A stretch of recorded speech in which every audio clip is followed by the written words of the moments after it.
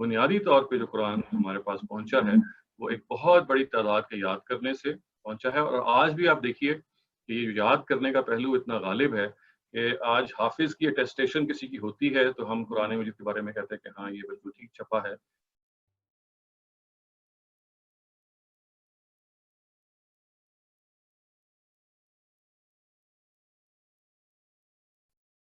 بسم اللہ الرحمن الرحیم۔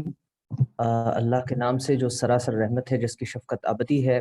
المورد ہند کی طرف سے آپ تمام حضرات کا شرکاء کا استقبال کرتا ہوں، اور ڈاکٹر صاحب کا بھی خیر مقدم کرتا ہوں، اور ان کا مشکور ہوں کہ انہوں نے اپنے قیمتی وقت میں سے آج ہمارے لیے ٹائم نکالا اور اس سیشن کے لیے آمادہ ہوئے۔ ڈاکٹر صاحب، بہت عرصے سے اس موضوع پر ہم گفتگو کرنا چاہتے تھے آپ سے، خاص طور پہ جب آپ کا کام مکمل ہوا اس موضوع پر، ہسٹری آف دا قرآن کے موضوع پر، اور پھر وہ شائع بھی ہوا اور ہمارے سامنے بھی آیا، اور اس حوالے سے پہلے میں اپنا موضوع آج کا انٹروڈیوس کرا دوں۔ ہمارا جو ٹاپک ہے وہ ہے preservation and transmission of the holy Quran, اور اس پر ہم گفتگو کریں گے، قرآن مجید کا تحفظ اور اس کی ترسیل کیسے ہوئی ہے۔ تو میں ابتدا میں ایک سوال ڈاکٹر صاحب آپ کی خدمت میں پیش کرتا ہوں، اور اس کے بعد میں if anybody wants to ask questions وہ اپنا ہینڈ ریز کر سکتے ہیں۔ ایک ہینڈ ریز کا آپشن یہاں پر ہوتا ہے، تو آپ اپنا ہینڈ ریز کریں گے، اور جو بھی کیو میں لوگ ہوں گے میں ان کو اسی سیکوینس کے حساب سے الاؤ کروں گا کہ وہ اپنا کویسچن مائکروفون پہ پوچھ سکتے ہیں۔ اگر آپ لکھ کے بھیجنا چاہتے ہیں تو آپ چیٹ میں بھیجیں، وہ بھی میں انشاءاللہ مطلب یہاں پہ ڈاکٹر صاحب کے سامنے رکھ دوں گا انشاءاللہ۔ تو ہم شروع کرتے ہیں آج کا سیشن۔ ڈاکٹر صاحب، یہ جو قرآن مجید کے تحفظ کی بات ہے، ایک جنرل مطلب ایک نوشن ہے مسلم کمیونٹی میں کہ قرآن مجید جو ہے بالکل محفوظ ہے اسی صورت میں جس صورت میں حضور صلی اللہ علیہ وسلم نے اس کو امت میں چھوڑا تھا اپنے بعد، اور اس میں کوئی بھی تبدیلی واقع نہیں ہوئی۔ تو جب ہم بات کرتے ہیں تحفظ کی، اور اس حوالے سے قرآن مجید کی ایک آیت بھی پیش کی جاتی ہے جو سورہ ہجر کی آیت ہے، اِنَّا نَحْنُ نَزَّلْنَا الذِّكْرَ وَإِنَّا لَهُ لَحَافِظُونَ۔ اس آیت کے حوالے سے ایک تو اس کی ذرا سی آپ وضاحت کر دیں، اور یہ کہ تحفظ اصل میں جو پریزرویشن کا ورڈ استعمال کیا جاتا ہے اس کا کیا مطلب ہوتا ہے جب وہ اہل علم کے یہاں استعمال ہوتا ہے۔ So what do they mean by preservation؟ اور تحفظ کہتے کس کو ہے، اس کو اسٹیبلش کیسے کیا جاتا ہے، اور پھر اگر تغیر ہوا ہوتا ہے کسی متن میں جو تاریخی متن ہوتا ہے تو وہ کیسے اسٹیبلش کیا جاتا ہے؟ جی بسم اللہ الرحمن الرحیم، بہت بہت شکریہ مشفق آپ کا، اور مجھے انتہائی خوشی اور مسرت ہے کہ آپ لوگوں کے ساتھ موقع مل رہا ہے اپنے خیالات کو شیئر کرنے کا۔ میں کوشش کرتا ہوں کہ آپ کے اس پہلے سوال کا بہت مختصراً جواب دوں تاکہ ہم گفتگو کا پھر زیادہ آگے بڑھ کے تفصیل سے جائزہ لے سکیں۔ جہاں تک حفاظت قرآن کا تعلق ہے تو یہ ایک ایسی چیز ہے کہ جس کے بارے میں کوئی دو رائے نہیں ہونی چاہیے، اور جو قرآن مجید کے بارے میں وعدہ اللہ تعالیٰ کی طرف سے قرآن میں مذکور ہے کہ اِنَّا نَحْنُ نَزَّلْنَا الذِّكْرَ وَإِنَّا لَهُ لَحَافِظُونَ، کہ ہم نے اس ذکر کو یعنی قرآن کو نازل کیا اور ہم ہی اس کی حفاظت کرتے ہیں، تو یہ وعدہ خدا کا بالکل ایبسولوٹلی خدائی کا وعدہ ظاہر ہے، وہ بالکل ٹرو ہے۔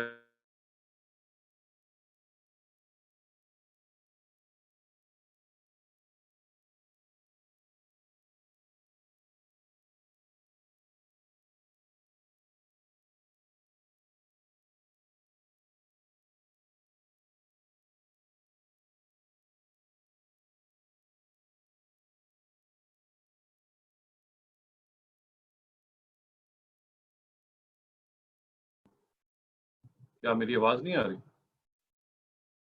ہلو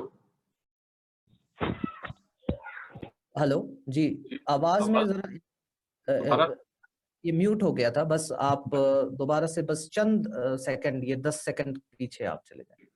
تو میں یہ اس کر رہا تھا کہ قرآن مجید کا جو یہ وعدہ ہے اللہ تعالیٰ کی طرف سے، یہ بالکل It has been fulfilled, it is being fulfilled, and ever since it was made by the Almighty in the Quran, it has continued to be fulfilled. इसमें दो राय नहीं है. इसका जो तरीका अल्लाह ताला की तरफ से इख्तियार किया गया वो ये है कि इसको ओरली महफूज किया गया. एक बहुत बड़ी तादाद ने इसको ज़बानी याद किया.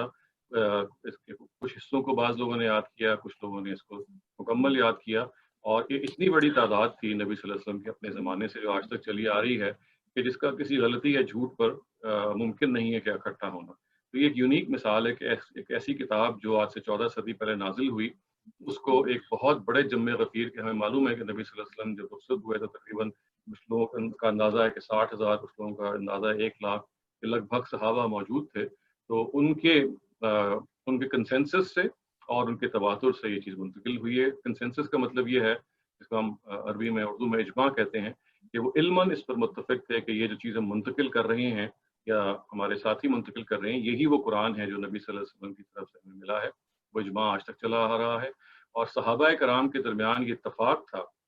और ये कह लीजिए कि इस इत्तफाक को एक बहुत बड़ी तादाद ने फिर कन्वे भी किया कि कुरान मजीद को एक बहुत बड़े जम्मे गफ़ीर ने इसको याद किया और याद करके आगे मुंतकिल किया. कुरान लिखा भी गया, कुरान पढ़ाया भी गया, पढ़ा भी गया.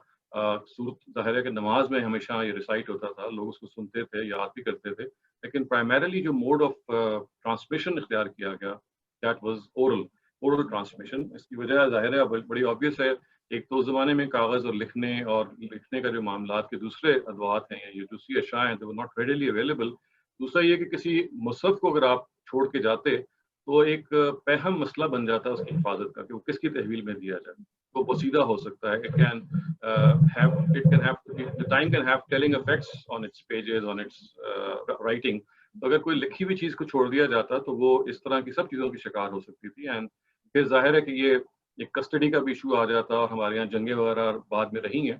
तो ये जाहिर है सारा वो चीज़ें थी जो which could have jeopardized the Musaf had it been compiled as an officially sort of a thing done by the Prophet before he passed away. तो ये उन्होंने काम असलन नहीं किया. यानी लोगों ने मुसहफ़ लिखे, उनके शागिर्दों ने मुसहफ़ लिखे, सहाबा ने लिखे अपने अपने तरीके पे, और वो वही मुसहफ़ थे जो नबी सल्लल्लाहु अलैहि वसल्लम उनको लिखवाते थे और वो आगे पास ऑन हुआ.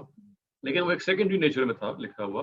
Basically it was like a memory aid. बुनियादी तौर पे जो कुरान हमारे पास पहुंचा है वो एक बहुत बड़ी तादाद के याद करने से पहुंचा है. और आज भी आप देखिए कि ये याद करने का पहलू इतना गालिब है कि आज हाफिज की अटेस्टेशन किसी की होती है तो हम कुरान मजीद के बारे में कहते हैं कि हाँ ये बिल्कुल ठीक छपा है या ये बिल्कुल ठीक आगे से हमें पहुंचा है. So the written word has always followed the spoken word, the oral word, because of this transmission. तो इस ट्रांसमिशन को अगर हम टेक्निकली बयान करें, इसको हम कहते हैं कि ये सहाबाए कराम के कंसेंसस इजमा से और उनकी परपेचुअल कॉन्करेंस या तवातुर से मुंतकिल हुआ है. मैंने जैसे अर्ज किया कि इजमा इल्म में होता है. they all were on unanimous in saying कि भाई ये वो डॉक्यूमेंट है जो कुरान है और जो नबी सल्लल्लाहु अलैहि वसल्लम पर नाजिल हुआ, ये इल्मन हम इस पर इत्तफाक करते हैं. तो इजमा हमेशा इल्म के सफ़ेर में होता है, तवातुर अमल के सफ़ेर में होता है. इसका मतलब ये है कि आपकी बहुत बड़ी तादाद सहाबा की उसने इसको याद करके आगे मुंतकिल किया और ये आज तक हमारे पास चला आ रहा है. वैसे ही ये ट्रांसमिशन जारी और सारी है और इसके नतीजे में हम ये कहते हैं कि अल्लाह ताला ने जो प्रॉमिस किया था कुरान मजीद के हवाले से कोई तब्दीली नहीं होगी और खुदा इसकी हिफाजत करेंगे. तो खुदा ने जो हिफाजत का बंदोबस्त किया वो ये नहीं था कि कोई खुद ही कोई मैजिकल वॉन्ड से शुरू कर दिया था, बल्कि इंसानों के जरिए से बंदोबस्त किया था. गोया खुदा का जो बंदोबस्त था वो ह्यूमन रियल्म के अंदर था, ह्यूमन प्लेन के अंदर था और वो इस तरह से था कि इतनी बड़ी तादाद इसको महफूज करती रहेगी और आगे ट्रांसमिट करती चली जाएगी. और ये सिलसिला अभी भी जारी है, ताकि क़यामत जारी रहेगा और इसके नतीजे में जो खुदावंद ताला का वो प्रॉमिस है वो पूरा होता रहे. जी, आप बहुत शुक्रिया आपका, आपने इस ओवरव्यू के लिए कि ये जो तरीका था कुरान के मुंतकिल होने का. असल में बात इसलिए भी आती है शायद कि जो हमारे यहाँ जदीद दौर में ओरिएंटलिज्म का एक पूरा शोबा डेवलप हुआ और उसमें जिस तरह किसी टेक्स्ट की, एंशिएंट हिस्टोरिकल टेक्स्ट की इस्तिनादी हैसियत तय की जाती है, तो उसमें क्या ओरल ट्रांसमिशन को वो हैसियत और तवातुर, वो तो जाहिर सी बात है शायद वो इन टर्मिनोलॉजीज से वाकिफ नहीं है, ये खालिस मुस्लिम स्कॉलरशिप की टर्मिनोलॉजीज हैं, तो वो क्या उसको प्रेफरेंस देते हैं या रिटन वर्ड अगर उनको मैन्युस्क्रिप्ट एविडेंस मिलता है इस बारे में?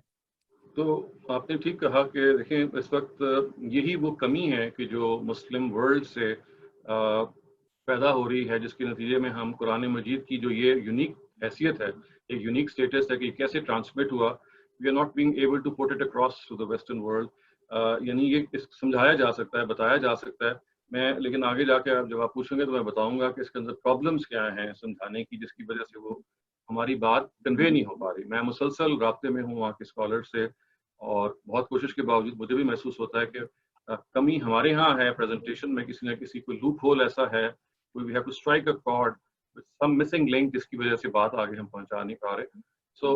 لیکن جو چیز سمجھنے کی ہے وہ یہ ہے کہ بنیادی طور پہ قرآن کی جو ٹرانسمیشن ہے وہ جس طرح سے ہمارے پاس منتقل ہوئی ہے، وہ it has been a very unique feature.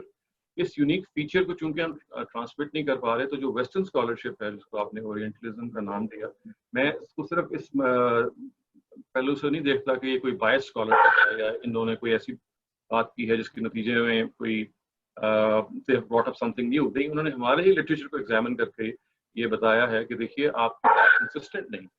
So consistent اگر نہیں ہے، آپ ایک طرف کہتے ہیں کہ قرآن جو ہے وہ بالکل محفوظ ہوا ہے، لیکن دیکھیے ہمارے سامنے بہت ساری وہ آیتوں کے بارے میں تصور موجود ہے کہ وہ آیتیں قرآن سے نکال دی گئی ہیں، قرآن کے اندر موجود نہیں ہیں. یا مثال کے طور پہ قرآن کی بہت ساری جو آیتیں ہیں وہ حدیث میں موجود ہیں اور قرآن کا حصہ ہیں. وہ اس طرح کی چیزوں کو پوائنٹ آؤٹ کر کے کہتے ہیں کہ جی جو آپ اورل ٹرانسمیشن کی بات کرتے ہیں یہ بڑی مخدوش ہے. ایک بات یہ ہے. دوسری بات، چونکہ ہمارے یہاں ہسٹری جو قرآن مجید کی ہے وہ زیادہ تر حدیث اور جو ہسٹوریکل بکس ہیں، ہسٹری کی کتابیں، ان سے بیان کی جاتی ہے.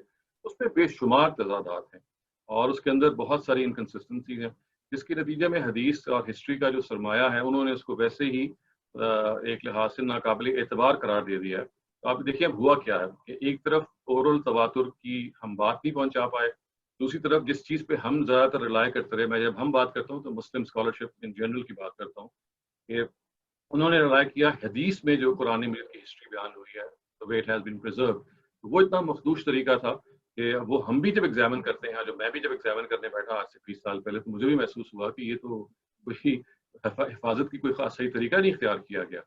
تو اس کا نتیجہ پھر یہ نکلا جب ان کو یہ مایوسی ہوئی کہ ہمارے مسلم اسکالرز جو ہیں they are not being able to put across the history of the Quran properly. انہوں نے پھر یہ کہا کہ اچھا اب ایک ہی طریقہ ہے. دیکھیے ان کا اس میں اخلاص اس میں ٹپکتا ہے. میں چونکہ ان سے رابطے میں رہتا ہوں تو انٹلیکچولی ڈس آنیسٹ ہیں یا کوئی نیچا دکھانے کی کوشش کر رہے ہیں یا کوئی ان کا ایجنڈا ہوگا. ایسے لوگ تو ہر جگہ ہوتے ہیں، ہمارے اندر بھی ہیں، لیکن they are not the cream of the people. Cream ہے وہ انٹلیکچولی آنیسٹ ہے، وہ جاننے کی کوشش کرنا چاہ رہی ہے.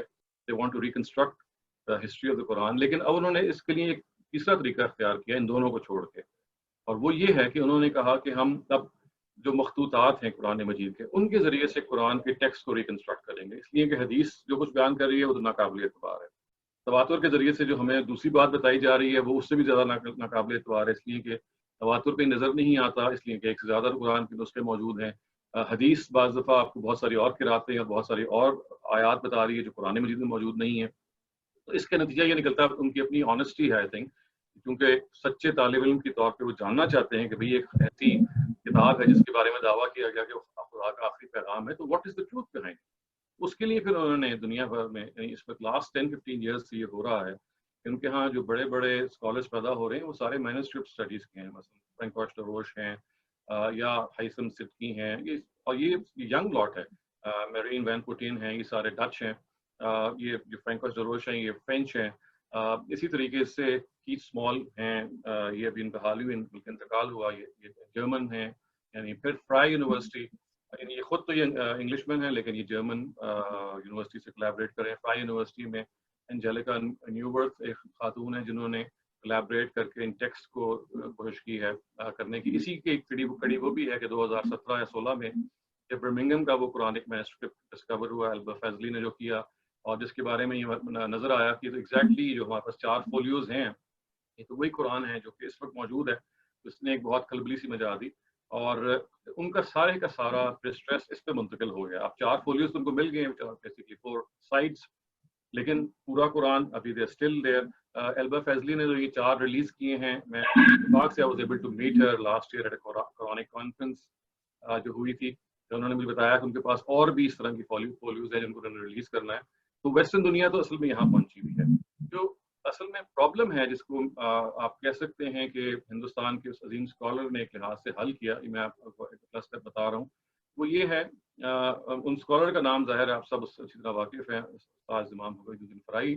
انہوں نے یہ بتایا کہ یہ قرآن کی جو ہسٹری جس طرح سے بیان کی گئی ہے، تواتر والا اسپیکٹ تو ہم سمجھا نہیں پا رہے، ظاہر ہے وہ تو ایک الگ چیز ہے. حدیث میں ظاہر ہے جیسے بیان کی گئی ہے اس کا انالیسس آپ الگ کر کے دیکھ سکتے ہیں، لیکن خود قرآن مجید اپنی ہسٹری بیان کر رہا ہے، اس پہ لوگوں نے توجہ نہیں کی.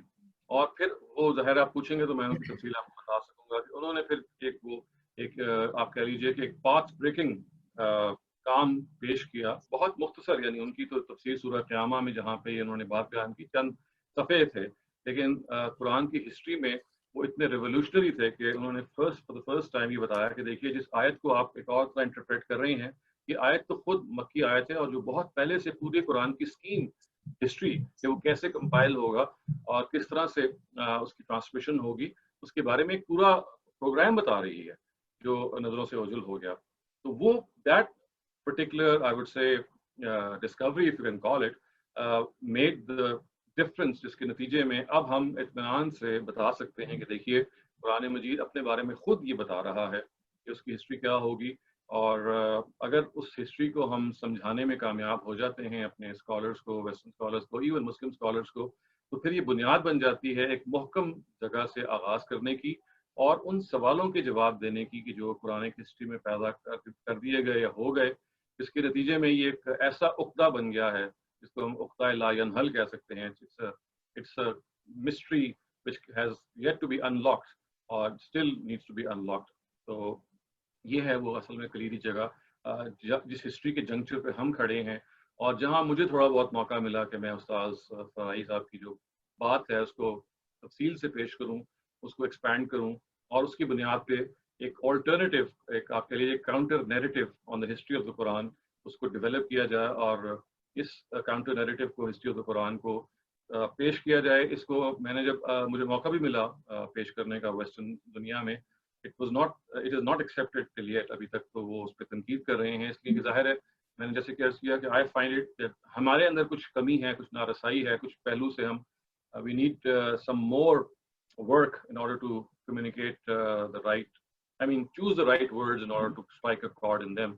تو یہ کام ہے جو ابھی جاری ہے، اور اللہ کرے گا انشاءاللہ کہ اگر یہ ہو پائے گا تو ہم یہ بات کو پٹ اکراس کر سکیں گے. اس میں ایک جو پرابلم حائل ہے ہمارے ہاں، وہ اصل میں ہماری اپنی مسلمانوں کی سوچ اور مسلمانوں کی آپ کہہ لیجیے ہسٹری ہے، اور ہمارے اپنے اسکالرز ہیں، کیونکہ وہ سورہ قیامہ کی ان آیتوں کو اس طرح سے نہیں دیکھتے اور قرآن مجید کے تواتر کو اس طرح سے پریزنٹ نہیں کرتے، اور حدیث میں جو کانٹرڈکشن موجود ہیں قرآن کی تاریخ میں اس کو بھی وہ نہیں مانتے کہ کانٹرڈکشنز ہیں.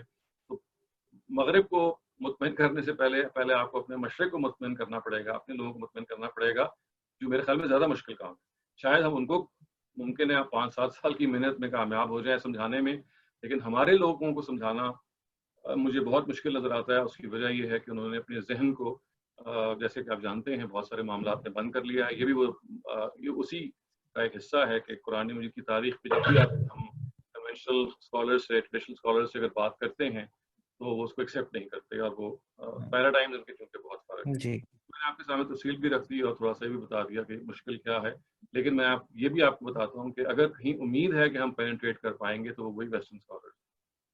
جی بہت شکریہ ڈاکٹر صاحب، آپ نے بہت تفصیل سے اس کا رسپانس ہمارے سامنے رکھا. ابھی تک I don't think there is any question. کسی کی طرف سے کوئی کویسچن ہے تو جیسا کہ میں نے عرض کیا تھا تو آپ اپنا ہینڈ ریز کریں گے اور میں آپ کا مائک انمیوٹ کر دوں گا تو آپ اپنا سوال پوچھ سکتے ہیں. آئی تھنک نیاز بھٹ صاحب نے جو ہے ہینڈ ریز کیا ہے. میں ایک منٹ انمیوٹ کرتا ہوں. آپ جی سر نیاز صاحب آپ پوچھ سکتے ہیں سوال. میں نے آپ کو انمیوٹ کر دیا. السلام علیکم. جی وعلیکم السلام علیکم ڈاکٹر صاحب. وعلیکم. جی آپ کا بہت بہت شکر گزار ہیں کہ آپ اپنا قیمتی وقت ہمیں سکھانے میں یا پڑھانے میں ایسے دے رہے ہیں. جی میرا سوال یہ ہے کہ جی دیکھا جائے تو قرآن ہے ٹریورسڈ دی سینچریز ان انبروکن لیونگ کنسٹیٹیوشن، مطلب جیسے آپ نے بولا کہ تواتر کے ساتھ ہمارے پاس آ گیا ہے. اگر ہم باقی فیلڈ میں دیکھیں جیسے سائنس ہو، اکنامکس ہو، سوشل سائنسز ہو، تو وہاں ایسا دیکھا جا رہا ہے کہ مطلب جو مجھے فیل ہو رہا ہے کہ डेवलपमेंट हो रही है सब्जेक्ट में, हम ग्रेविटी से लेकर रॉकेट साइंस तक पहुंच रहे हैं, लेकिन जब हम कुरान की बात कर रहे हैं, एक तो वो मतलूब इंसान अपने ज़हूर को पहुंचता नहीं है, दूसरी बात ये कि अगर हम इल्मी तौर पर भी देखें तो हमारे जो पुराने आलिम या आगे के आलिम ज़्यादातर कॉन्फ्लिक्ट ही है as compare to other sciences, political sciences, social sciences या इकोनॉमिक्स। मतलब एक छोटी सी चीज़ आगे आगे बढ़कर बहुत बड़ी हो गई है और बहुत डेवलपमेंटल या हमारे लिए बहुत फायदेमंद होती है। यहाँ ऐसा हमें फील नहीं हो रहा है, मतलब इन कुरान लाइक दैट। बहुत शुक्रिया कि मैंने उसकी आपको वजह बताई कि हमारे मुसलमानों की अप्रोच जो है वो ऐसी अप्रोच है जिसको हम कह सकते हैं कि इंटेलेक्चुअली स्टैग्नेंट है, एक जहनी जमूद का शिकार है, जिसमें नए हकायक और इस्तदलाल असल चीज़ नहीं है, बल्कि असल चीज़ असलाफ ने क्या कहा है। तो असलाफ वर्सेस इस्तदलाल, ये दो अप्रोचेस हैं जिससे हम हमेशा से वाकिफ रहे हैं। एक अप्रोच ये कहती है कि हम बात को रीजनिंग से समझेंगे, चाहे वो जिसने भी दी है, हमें ये मैटर नहीं करता कि वो रीजनिंग किसने दी है, असल में रीजनिंग खुद क्या है वो मैटर करता है।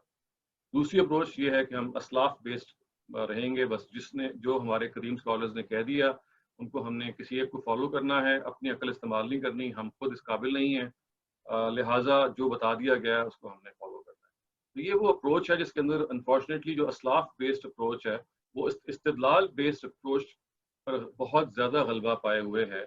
और हमारे यहाँ इस वक्त ये देखिए कि आप जो 52 या 55 मुसलमान ममालिक हैं, उनमें से अक्सर व बेशतर में आप कुछ एक्सेप्शंस निकाल सकते हैं। टर्की एक एक्सेप्शन हो सकती है, इंडोनेशिया में बाद ऐसी चीज़ें हैं, मलेशिया में हैं, बाज़ चीज़ें आपको पाकिस्तान में भी नज़र आएंगी कि थोड़ी बहुत इसमें इस डिपार्चर है इस ट्रेडिशनल सोच से, लेकिन बाय एंड लार्ज आपकी ट्रेडिशनल सोच बहुत मुस्तहकम है, जो इंटेलेक्चुअल स्टैग्नेशन को रिप्रेजेंट करती है, जो असलाफ परस्ती मैं कह सकता हूँ उसकी तरफ माइल है।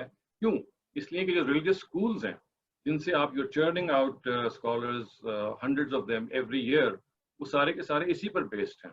उनको ये बताया जाता है कि आपको जो बता दिया गया है यही फाइनल है, हत्ता कि दूसरे आपके मुसलमान फिरके हैं वो आपके साथ वो आपकी अगर कंफ्रंटेशन में तो वो गलत हैं।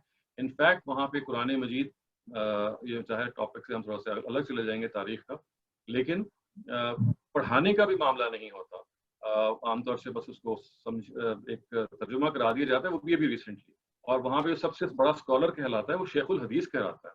आपको शायद ही किसी मदरसे में कोई शेखुल कुरान की पोस्ट नजर आए, वहाँ पे शेखुल हदीस होता है, इसलिए कि हदीस की जो किताबें हैं उनका दौरा जो आखिरी साल के तलबा करते हैं बुनियादी तौर पर वो दौरा हदीस होता है, और वो आदमी फिर आपके लिए that's the culmination of that religious study. तो ये पूरी अप्रोच है, असलाफ बेस्ड अप्रोच है, जो इस्तदलाल बेस्ड अप्रोच पे एक अरसे से गालिब आई भी है। और जब तक इसमें हम तब्दीली नहीं पैदा करेंगे और इस्तदलाल को अपनी असल मौकम जगह पर नहीं बनाएंगे और लोगों को बार बार ये याद नहीं कराएंगे कि कुरान मजीद भी ये कहता है कि आपको असल चीज़ इस्तदलाल, असल चीज़ गौर व फिक्र है, असल चीज़ एक किसी को समझाना है। और नबी सल्लल्लाहु अलैहि वसल्लम का अपना तरीका क्या था कि वो समझाते थे वो अपनी बात को। हज़रत आयशा के कभी आप सवालात देखिए जो नबी सल्लल्लाहु अलैहि वसल्लम से करती थी, तो वो अच्छा खासा उनसे बहस करके तो कहती थी कि ये बात समझ में नहीं आई, ये बात आप कैसे कह रहे हैं, आपको इस्तदलाल करके समझाना पड़ता था। तो आपने कभी ये नहीं हवाला दिया कि भाई मैं हूँ अल्लाह का पैगंबर, मेरी बात है, बस आगे चू चला ना करो। आपने हमेशा उनको समझाने की कोशिश की। तो ये जब तक हम हमारे यहाँ मुस्लिम जहन तब्दील नहीं होता, जिसका फिलहाल कोई इम्कान नजर नहीं आ रहा, बहुत मखदूश है, उस वक्त तक ये असलाफ based approach is always going to dominate. और ये खाल खाल आपको शायद कभी कोई नजर आ जाए लोग जो इस्तदलाल की बुनियाद पे बात करते हैं, लेकिन बस फिर उनकी बात सदा व सहरा हो जाती है, वो नक्कार खाने में तूती की आवाज़ की तरह होती है। सो अगर किसी वक्त खुदावंद ताला की तरफ से कोई खास रहनुमाई खास मदद आ जाए तो एक अलग बात है, वरना ये वो माइनॉरिटी में लोग हैं जिनको सुनने वाले बहुत कम हैं। इसलिए मैंने अभी पिछले सवाल के जवाब में बताया कि अगर कोई उम्मीद हमें है तो शायद मगरिब से ज़्यादा है, क्योंकि अगरचे वो बहुत मुखालिफ खड़े हैं लेकिन कम से कम वो इस्तदलाल बेस्ड है, उनके यहाँ असलाफ बेस्ड अप्रोच नहीं है, उनके यहाँ इस्तदलाल बेस्ड अप्रोच है।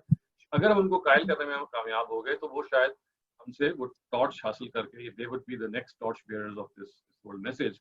तो अपने लोगों से इसलिए उम्मीद नहीं। हाँ, एक मैं ये ज़रूर कहूँगा कि जो हमारी नई जनरेशन है, नई हमारी जो नस्ल है, उसके अंदर ये ज़रूर एक अनरेस्ट है, उसके अंदर ज़रूर एक तलाश और जस्तजू का बहुत ज़्यादा मादा है।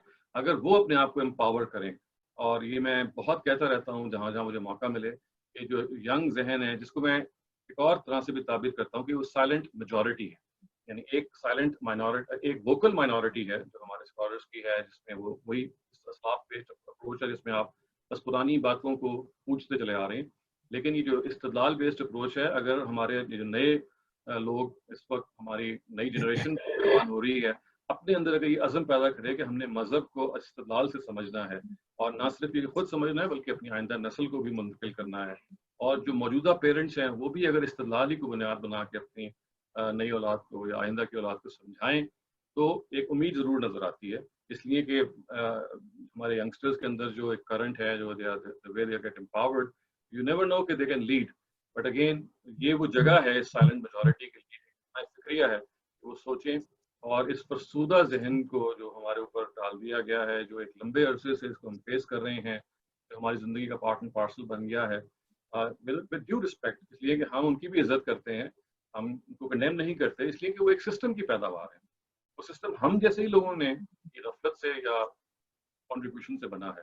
اس لیے یہ بڑا آسان ہوتا ہے بلیم کسی اور کو دینا. اگر وہ صحیح طرح سے رہنمائی نہیں کر رہے، اگر ان کے یہاں اسلاف بیسڈ جو فنامنا ہے وہ بہت زیادہ ہے، تو we are equally to blame, اس لیے کہ ہم نے کیا کیا اس کو دور کرنے کے لیے. سو ان کو رسپیکٹ الگ دیجیے، کبھی ان کو کنڈیم نہ کیجیے. جو آپ کر سکتے ہیں، جو ہمیں کرنا چاہیے وہ یہ ہے کہ نئی نسل، مغرب اور وہ لوگ جو استدلال سے اپنی بات کو پیش کر کے سمجھنا اور سمجھانا چاہتے ہیں، they should stand up, they should rise to the occasion and do what best they can. جی بہت شکریہ ڈاکٹر صاحب. میں یہاں پر I think there are many hands, آپ بہت سارے لوگوں نے ہینڈ ریز کیا ہے. میں گزارش کروں گا کہ ایک ایک کر کے آپ ضرور سوال کریں اپنا. ایک تو سوال کو آپ مختصر رکھیں، بالکل ٹو دی پوائنٹ، اور ٹاپک سے متعلق اگر سوال ہو تو وہ زیادہ بہتر ہوگا، ہم زیادہ بینیفٹ کر پائیں گے. وہ یہ کہ قرآن کی جو ٹرانسمیشن اور پریزرویشن ہسٹری ہے اس سے متعلق کوئی سوال ہو تو وہ آپ ضرور کریں. میرے خیال سے یہاں پر جو سیکوینس میرے سامنے تھی اس میں نعیم صاحب کا ہینڈ ریزڈ ہے، میں آپ کو انمیوٹ کر لیتا ہوں.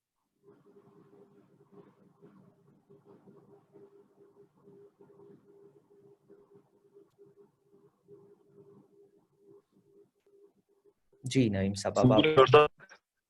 جی السلام علیکم ڈاکٹر صاحب. جی وعلیکم السلام. جی میں ایک چھوٹا سا طالب علم میں مختصر سا سوال کرتا ہوں آپ سے کہ اصطلاحاً ہم تحریف کس چیز کو کہیں گے؟ ایک تو یہ. دوسرا یہ کہ جب ہم مستشرقین کی کتابوں کا مطالعہ کرتے ہیں تو وہ 2-4 مقدمات کی بیس پر قرآن کی محفوظیت پر سوال کھڑا کرتے ہیں. ان میں سے وہ بعض آیات اور روایات سے استدلال کرتے ہیں. مثلا قرآن کی ایک آیت ہے سنقرئک فلا تنسى الا ما شاء اللہ، یعنی ہم آپ کو پڑھائیں گے آپ نہیں بھولیں گے لیکن جو اللہ چاہے. تو اس آیت سے مستشرقین یہ نتیجہ نکالتے ہیں کہ قرآن کی کچھ آیت بلا دی گئی ہیں.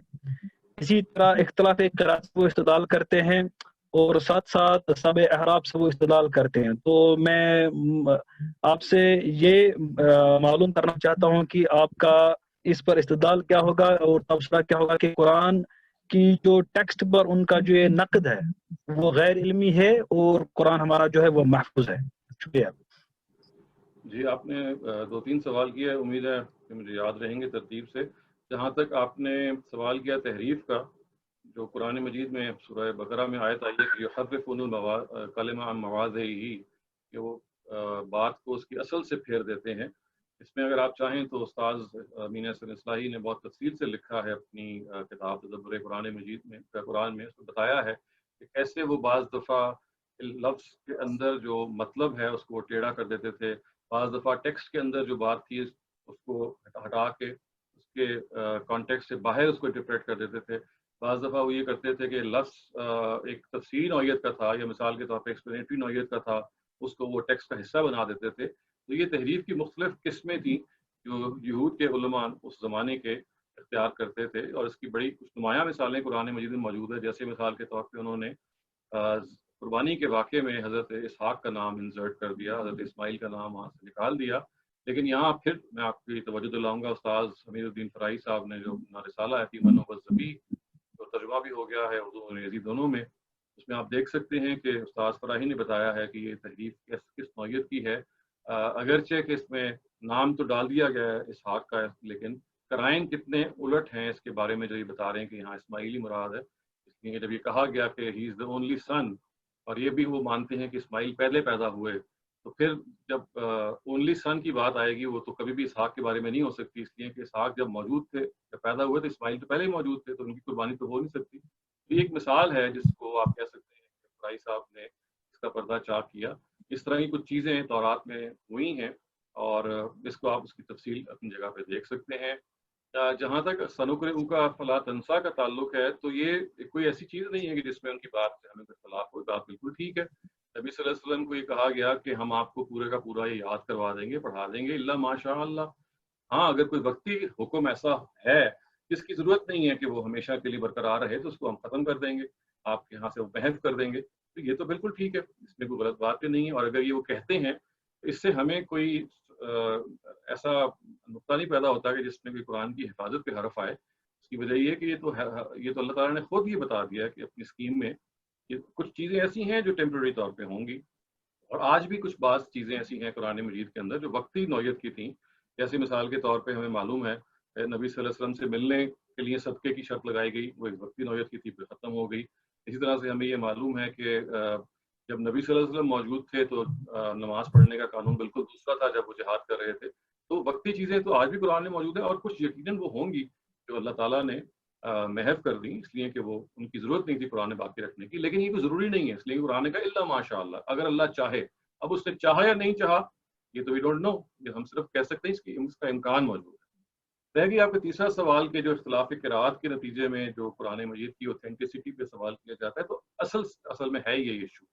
और जो हम लोगों ने काम करके कोशिश की है फराई साहब की बात को इस्टेब्लिश करने की, वो जहाँ कुरान मजीद की तदवीन के हवाले से उनकी बात को एक्सपैंड करता है।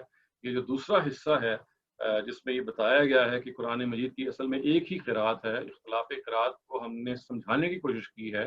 मैं इसमें अपने उस्ताद जावेद अहमद गामदी का भी नाम दूंगा, इसलिए कि उन्होंने इसको बहुत फराई साहब की बात को एक्सप्लेन मजीद करते हुए उसमें कुछ नई डायमेंशंस ऐड करके ये बताया है कि किस तरह से ये इख्तिलाफ क़िराअत पैदा हुआ, और एक ड्यूल ट्रांसमिशन हम इस वक्त विटनेस कर रहे हैं। एक वो ट्रांसमिशन है जिस कुरान से हम वाकिफ़ हैं, इसको हम अल-क़िराअतुल आम्मा कहते हैं। इसका मतलब क्या है? आम लोगों की क़िराअत या रिसाइटल ऑफ द मासेस, हम इसी से वाकिफ़ हैं, और यही वो महफूज शुदा कुरान है जो हमें मिल रहा है।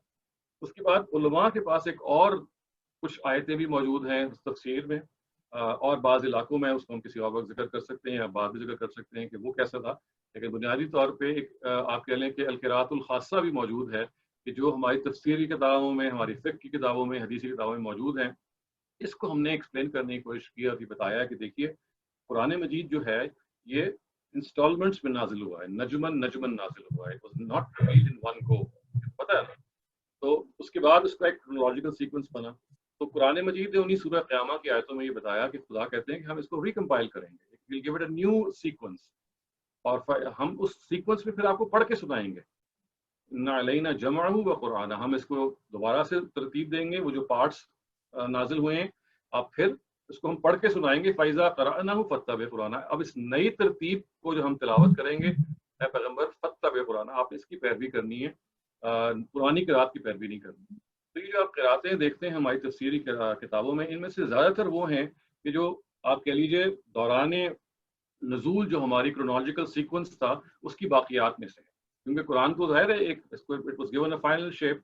तो कुछ जो क़िराअतें चली आ रही थी पहले से, जो आप कह लें तो कह सकते हैं अफ़ज़ाए ऊला, यानी during the time of that revelation, जिनको या तो रिवोक कर दिया गया या उनको महज उनके टेंसेस को चेंज कर दिया गया, इसलिए कि ज़ाहिर है अब आपने इसको रीअरेंज करके उम्मत के हवाले करना था, यालमून तालमून कर दिया गया, गायब को हाजिर कर दिया गया। तो वो रेमिनेंट्स थे जो हमारे इसकी किताबों में सहाबा ने यानी इसको एक रेलिक समझ के कि भाई हमने नबी सल्लल्लाहु अलैहि वसल्लम से ये भी सुना था, लेकिन ये तब कब सुना था कि जब कुरान नाजिल हो रहा था, उसकी तरतीब नज़ूली में था। ये तरतीब तो अब नई तरतीब में ढल गई है, असल कुरान तो वो है, लेकिन एकेडमिक इंटरेस्ट में चूंकि ये चीज़ हमने नबी सल्लल्लाहु अलैहि वसल्लम सुनी थी, हमारे लिए ये भी बड़ी नेमत की चीज़ है कि हमने पैगम्बर से एक बात सुनी है, अगरचे वो अब रिडंडेंट हो गई है, तो उसको अलग से महफूज किया सहाबा कराम ने इस सराहत के साथ। मैं गुमान करता हूँ कि भाई ये बहरहाल असल कुरान नहीं है, بلکہ یہ وہ نبی صلی اللہ علیہ وسلم سے ہم نے براہ راست بعض چیزیں سنی ہوئی ہیں جو اب موجود نہیں ہیں، جو اب قرآن کا حصہ نہیں ہے۔ ہوا یہ کہ وہ سرمایہ کچھ عرصے کے بعد جا کے خلط ملط ہو گیا، مکس ہو گیا، اور وہ القراءۃ الخاصہ جس کے بارے میں قرآن تو یہ کہہ چکا تھا کہ یہ منسوخ شدہ ہے، پرانی ترتیب کا آپ نے خیال نہیں کرنا، کیونکہ اس کو بہرحال ایکڈیمک ریکارڈ کے طور پہ رکھا گیا، اور بعد کے لوگوں نے یہ سمجھا کہ یہ محض ایکڈیمک ریکارڈ نہیں بلکہ اصل میں نبی صلی اللہ علیہ وسلم نے ایسے پڑھنے کی بھی اجازت دی تھی، ایسے بھی پڑھا گیا۔ وہ آپ کہہ سکتے ہیں کہ ایک بہت بڑا سرمایہ قراتوں کا وجود میں آیا جو اس ترتیب نزولی کی باقیات میں سے تھیں، جو پیرل طور پہ منتقل ہونا شروع ہوا۔ یہ وہی ہے جو آپ دیکھتے ہیں اپنی تفسیری کتابوں میں سب سے بڑا اس کا جو سورسز ہیں وہ دو ہیں، حضرت عبداللہ ابن مسعود اور ابی ابن کعب، یہ دو کمپینینز وہ ہیں جن سے سب سے زیادہ قراتیں مروی ہیں، اور یہ وہ تھے کہ جنہوں نے قرآن مجید کی جو ترتیب نزولی میں جو ہسٹوریکل چیزیں تھیں ان کو محفوظ کیا، لیکن ان کے شاگردوں نے محسوس کیا، بعد میں جا کے محسوس کیا کہ بھئی شاید یہ بھی قرآن مجید کا حصہ ہے۔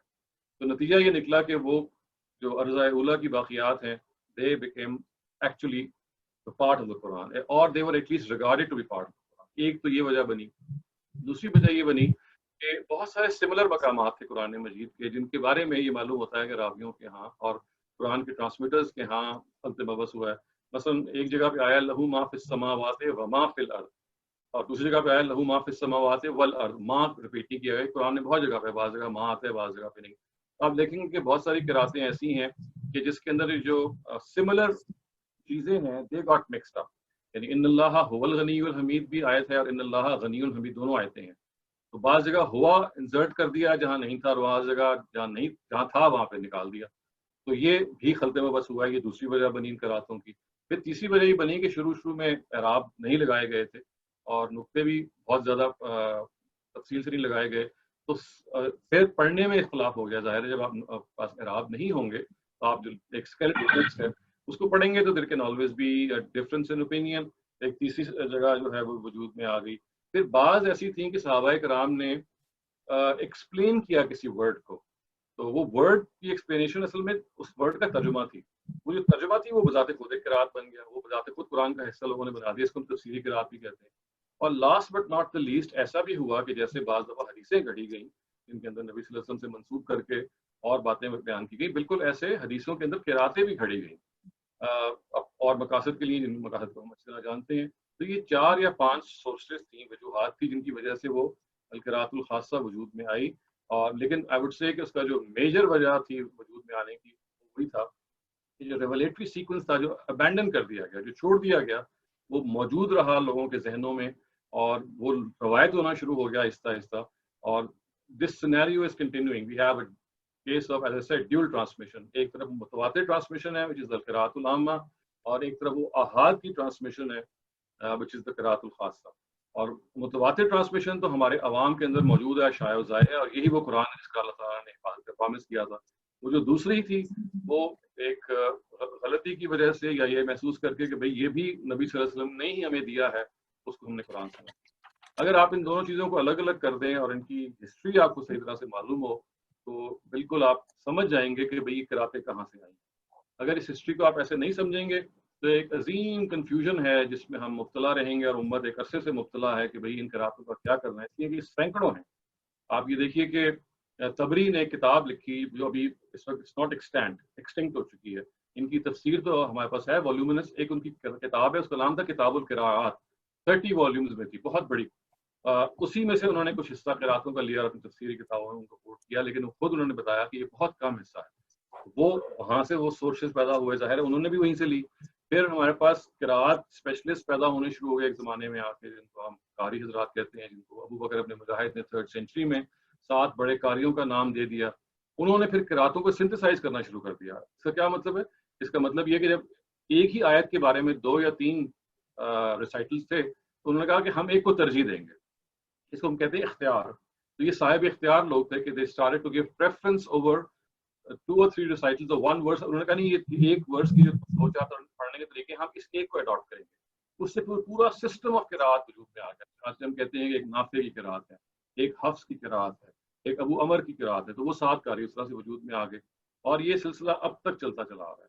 لیکن اگر آپ اس کو پرسپیکٹو میں سمجھ لیں تو یہ اختلاف قراءت کوئی اختلاف نہیں ہے، یہ اصل میں ارضاء اولیٰ کی باقیات اور جیسے میں نے کہا بعض اور فیکٹرز سے जन्म पाया हुआ वो कुरान मजीद है, जो हरगिज़ वो कुरान नहीं है, या जिसको नबी अल्लाह ताला की तरफ से उस कुरान का स्टेटस हासिल नहीं है, जो क़िराअतुल आम्मा या उस कुरान से मुतल्लिक़ है जिसको हम जानते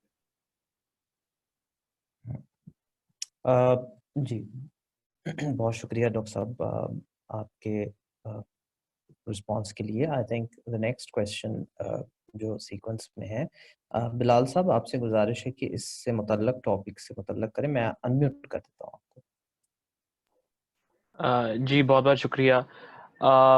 मेरे सवाल का जवाब आप एक लिहाज से दे चुके हैं। मैंने सवाल करना था कि जब हमें पता है कि खलीफा उस्मान गनी रज़ी अल्लाह अन्हु के ज़माने के दौरान जब कुरान की कॉम्पिलेशन हुई थी, तो इससे क्या इतराज़ात पैदा होते हैं हमारे ट्रांसमिशन में, लेकिन वो आप बता चुके हैं कि वो इख्तिलाफ़ी क़िराअत के लिहाज से वो एक जवाब बनता है, लेकिन उस पर आप अगर आप खुलफा के लिहाज से थोड़ा सा तबसरा करेंगे तो बहुत शुक्रगुजार होंगे। तो खुलफा के बारे में मैंने अपनी किताब में कोशिश की है बयान करने की, चूँकि एक जमा है जो हज़रत अबू बकर से मंसूब है, एक और कलेक्शन ऑफ द कुरान है जो हज़रत उमर से मंसूब है, एक तीसरी है जो हज़रत उस्मान से मंसूब है, एक चौथी है जो हज़रत अली से मंसूब है, एक इसके भी बाद एक पाँचवीं है जो हज्जाज इब्न यूसुफ से मंसूब है। मैंने ये बताया है कि ये देखिए कि हमारे यहाँ रवायतों के अंदर बहुत इस्तराब है, बहुत डिस्क्रेपेंसी है, बहुत इनकन्सिस्टेंसी है, और बहुत रावियों का सूए फहम, गलत फहम शामिल है। कुरान मजीद अपनी फाइनल शेप में नबी सल्लल्लाहु अलैहि वसल्लम के ज़माने में पा गया था। ये खुलफाए राशिदीन ने कोई कुरान मजीद को कंपाइल नहीं किया था जैसे कि आम तौर से समझा जाता है, उन्होंने उसको सिर्फ स्प्रेड किया था। Because being heads of the state उनकी जिम्मेदारी थी कि वो जो कुरान मजीद मौजूद है, नए लोग मुसलमान हो रहे हैं, फतूहात हो रही हैं, नॉन मुस्लिम्स कन्वर्ट हो रहे हैं, तो they need copies so that people can read. बच्चे जो हैं वो पढ़ना चाहते हैं, तो इन ज़रूरियात को सामने रख के जो कुरान की डिसेमिनेशन का काम था, ये इन चारों खुलफा ने किया और बाद के खुलफा भी करते रहे। इसको एरोनियसली ये समझ लिया गया कि गालिबन each of these four first caliphs were compiling the Quran separately in their own times for the first time. ये यहाँ से नोशन पैदा हुआ है, जबकि जितने भी खुलफा हैं वो मैंने जैसे कि अर्ज किया वो उसी जिम्मेदारी में शरीक थे कि भाई ये किताब है जो अल्लाह ताला की हमारे पास अब आ गई है, इसके लिए अब ज़्यादा से ज़्यादा हमें इसकी कॉपीज़ हैं जो तकसीम करनी है। लोग भी लिटरेट हैं, आहिस्ता आहिस्ता वो लिटरेसी बहुत बढ़ रही थी, जिसके नतीजे में फिर ये उलट मफहूम पैदा हुआ कि गालिबन ये पहली मरतबा कंपाइल किया गया। मैंने वो ज़ाहिर इस वक्त तफसील का मौका नहीं है, आप वो जो मुतल्लिका चैप्टर्स हैं 4 या 5 चैप्टर्स हैं जहाँ मैंने बताया कि सारे खुलफा से जो मंसूब की गई बातें हैं ये रवायतों में जैसे आ गई हैं, ये कितनी इनके अंदर प्रॉब्लमेटिक हैं, ये रवायत जो कोट की जा रही है ये कितनी इनऑथेंटिक है, ये रावी जो हैं ये आपस में बाज़ दफ़ा हम ज़माना नहीं है और बात कुछ थी और कुछ से कुछ कर दी गई, असल मामला बिल्कुल उससे मुख्तलिफ। सो अगर आप तफसील वहाँ देख सकते हैं, लेकिन मैंने खुलासा कर दिया कि सब खुलफा ने अपना वो शेयर कुरान मजीद की डिसेमिनेशन में अदा किया जो हर हेड ऑफ द स्टेट अपनी जिम्मेदारी समझते हुए अदा करता है। जी बहुत शुक्रिया डॉक्टर साहब। एक रिटन क्वेश्चन है जो आया था, मेरे ख्याल से आपने इस पर जो तबसरा दिया उसका जवाब, इनका जवाब उसी में है, लेकिन फिर भी मैं इसको आपके सामने रख देता हूँ। ये पूछ रहे हैं कि प्रिंटिंग प्रेस और डिजिटल गैजेट्स आने के बाद कुरान की हिफाजत में किस किस्म का इजाफा हुआ या हमको इसका एतराफ़ किस दर्जे करना चाहिए, यानी कि नहीं, बहुत फर्क पड़ गया उसमें। प्रिजर्वेशन से ज़्यादा उनका रोल डिसेमिनेशन का है। यानी वो पहले जो हाथ से लिखा जाता था और आपको साल साल लग जाता था कुरान लिखने में और गलतियां भी रहने का इम्कान होता था, अब वो डिजिटाइज होकर ज़ाहिर आप 1 सेकंड में बहुत सारे प्रोड्यूस कर सकते हैं, लेकिन उसके बारे में भी तस्दीक चाहिए एक हाफिज की कि भाई ये ठीक प्रिंट हो गया है। यानी ज़ाहिर है आपने एक फैक्सिमिले बनाया होगा ना, शुरू में एक प्रोटोटाइप होगा कि भाई ये कुरान है जिसको हम अब छापा खाने में भेज रहे हैं, जिसके ऊपर प्रिंट होगा, तो उसको तो ज़रूरी है ना कि तस्दीक कर ली जाए कि उस पर कोई गलती नहीं है। तो आप ये समझ लें कि हिफाजत से ज़्यादा, हिफाजत तो असल में करनी है हुफाज ने, वो बताएंगे कि हाँ जी आपने ये डिजिटाइज किया है, ये जो पहली कॉपी है इससे अब आप बहुत सारी बना सकते हैं। वो पहले तो वो सर्टिफाई करेंगे। तो इन जो इंस्ट्रूमेंट्स ने काम किरदार अदा किया है वो डिसेमिनेशन का ही ज़्यादा है, ज़्यादा से ज़्यादा मास स्केल पे अब वो चीज़ पहुँच गई है, मुख्तलिफ ज़बानों में उसके तर्जुमे हो गए हैं। टेक्स्ट जो है आप ज़रा क्लिक करें आपको हर जगह वो मिल जाता है। तो ये है हिफाजत जो है वो बहरहाल आज भी हाफिज ही कर रहे हैं, यानी उनकी तस्दीक से एक डिजिटाइज कुरान जो है वो करार पाता है कि हाँ जी मुसद्दिका है। उन्हीं की तस्दीक से कुरान जब छपता है یا کسی بھی موڈ میں جاتا ہے کہ وہ اوتھینٹک قرار پائے. یہ بہت شکریہ آپ کا. میں آئی تھنک نیکسٹ کویسچن میں ایک کویسچن میرا اس ضمن میں جو آپ نے فرمایا تھا اس میں سے ایک کویسچن نکل رہا ہے. جیسے آپ نے فرمایا کہ سورہ قیامہ کی جو آیتیں ہیں نا، اِنَّا عَلَيْنَا جَمْعَهُ وَقُرْآنَهُ فَإِذَا قَرَأْنَاهُ فَاتَّبِعْ قُرْآنَهُ، تو اس میں آپ نے فرمایا کہ جب یہ ری ارینجمنٹ ہوا قرآن مجید کا عرض اخیرہ میں اور پھر فائنل سیکوینسز کو دے دی گئی، تو پھر بعض جگہوں پر کچھ ٹینسز چینج ہو گئے، کچھ ورڈز چینج ہو گئے. تو یہ کیا صرف ایک کلیم ہے یا پھر اس کے کچھ ایویڈنسز بھی ہمارے پاس ہیں؟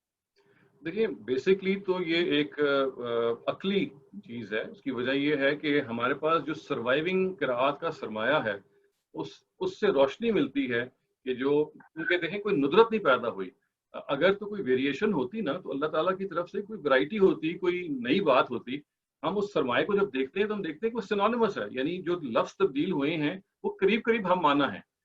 قریب قریب کچھ چیزیں ہیں کہ جو ٹینسز میں چینج ہوئی ہیں، یعنی ادھر تک تو ہم کہہ سکتے ہیں اس سرمایہ کو دیکھ کے. جو سب سے بڑی بات ہے وہ یہ ہے کہ اگر یہ کوئی ویریشن ہوتی تو خداوند تعالیٰ ویریشن کو بے مطلب تو نہیں نہ کرتے، بے مقصد تو نہیں کرتے. تو اس میں کوئی ناولٹی ہوتی، کوئی ندرت ہوتی، کوئی ایکسٹرا پہلو ہوتا. ہم یہ دیکھتے ہیں کہ وہ جو ویریشن ہے وہ اصل میں ہر پھر کے ایک لفظ کی شوشے کی تبدیلی ہے یا ٹینسی کی تبدیلی ہے، کوئی چینج نہیں اس سے پیدا ہوتا. تو اس وجہ سے ہم اس پہ بنیاد پہ قیاس کر کے یہ کہتے ہیں کہ اچھا اس میں جو مزید ہمیں ایویڈنس آپ کہہ سکتے ہیں ملا ہے، وہ روایتیں بہت ساری ہیں جو بتاتی ہیں کہ بعض صحابہ نے، جیسے میں نے ابھی دونوں کا نام لیا، وہی ابن کعب اور عبداللہ ابن مسعود رضی اللہ عنہم، انہوں نے بہت زیادہ اپنی اٹیچمنٹ شو کی. یعنی بخاری میں ایک روایت ہے جس میں حضرت عمر ابی ابن کعب کے بارے میں کہہ رہے ہیں کہ کننا نترکو، یعنی ہم اکثر ان چیزوں کو چھوڑ دیا کرتے تھے جس میں ابی اصرار کرتے تھے، اس لیے کہ وہ ارضاء اولیٰ کی قرات کو لے کے بیٹھے ہوئے ہوتے تھے. And he would not easily give it up. Abdullah ibn Masud کے بارے میں ہم یہ جانتے ہیں کہ انہوں نے جب حضرت عثمان نے کوشش کی کہ اسپیریس مصاحف تھے جو ارضاء اولیٰ پہ لکھے گئے تھے، ریمننٹس موجود تھے، ان کو ختم کیا جائے، جلا دیا جائے، تو انہوں نے اپنا ہی refuse to hand over his مصحف. One of the reasons was that he said کہ بھائی میں نے کچھ صورتیں ہیں جو میں نے ڈائریکٹلی پروفٹ سے سنی، میں کیوں آپ کو دوں. تو یہ کہا جاتا ہے. اور پھر انہوں نے کوفہ میں کہا کہ بھئی آپ ان مصائب کو جو یہ آئے ہیں جلانے کے لیے، تباہ کرنے کے لیے، ان کو آپ چھپا لیں، ڈونٹ گیو دیم اوے. ان کے پاس جو ہرکارہ آیا تھا حضرت عثمان کی طرف سے، ان کو انہوں نے واپس کر دیا کہ میں نہیں دوں گا. تو یہ صحابہ کے بعض رویے ہیں جو ظاہر ہے راویوں نے تھوڑا سا اس کو اسٹریس میں بیان کیا. میں نے اس کو اس طرح سمجھا ہے کہ وہ صحابہ کے جو رویے تھے وہ اس چیز پہ نہیں تھے کہ وہ قرآن مجید کی ایک مختلف چیز پر بالکل جم گئے تھے، بلکہ یہ چیز انہوں نے ڈائریکٹلی پروفٹ سے چونکہ سنی تھی، اس کی ان کے پاس ایک ویلیو تھی. It was archival material, it was a sort of thing کہ بھئی یہ ہم نے پروفٹ سے ڈائریکٹلی سنا ہے تو ہم اس کو ریکارڈ کے طور پہ رکھنا چاہتے ہیں. بیسکلی ہسٹوریکل ریکارڈ تھا جس پر وہ انسسٹ کر رہے تھے.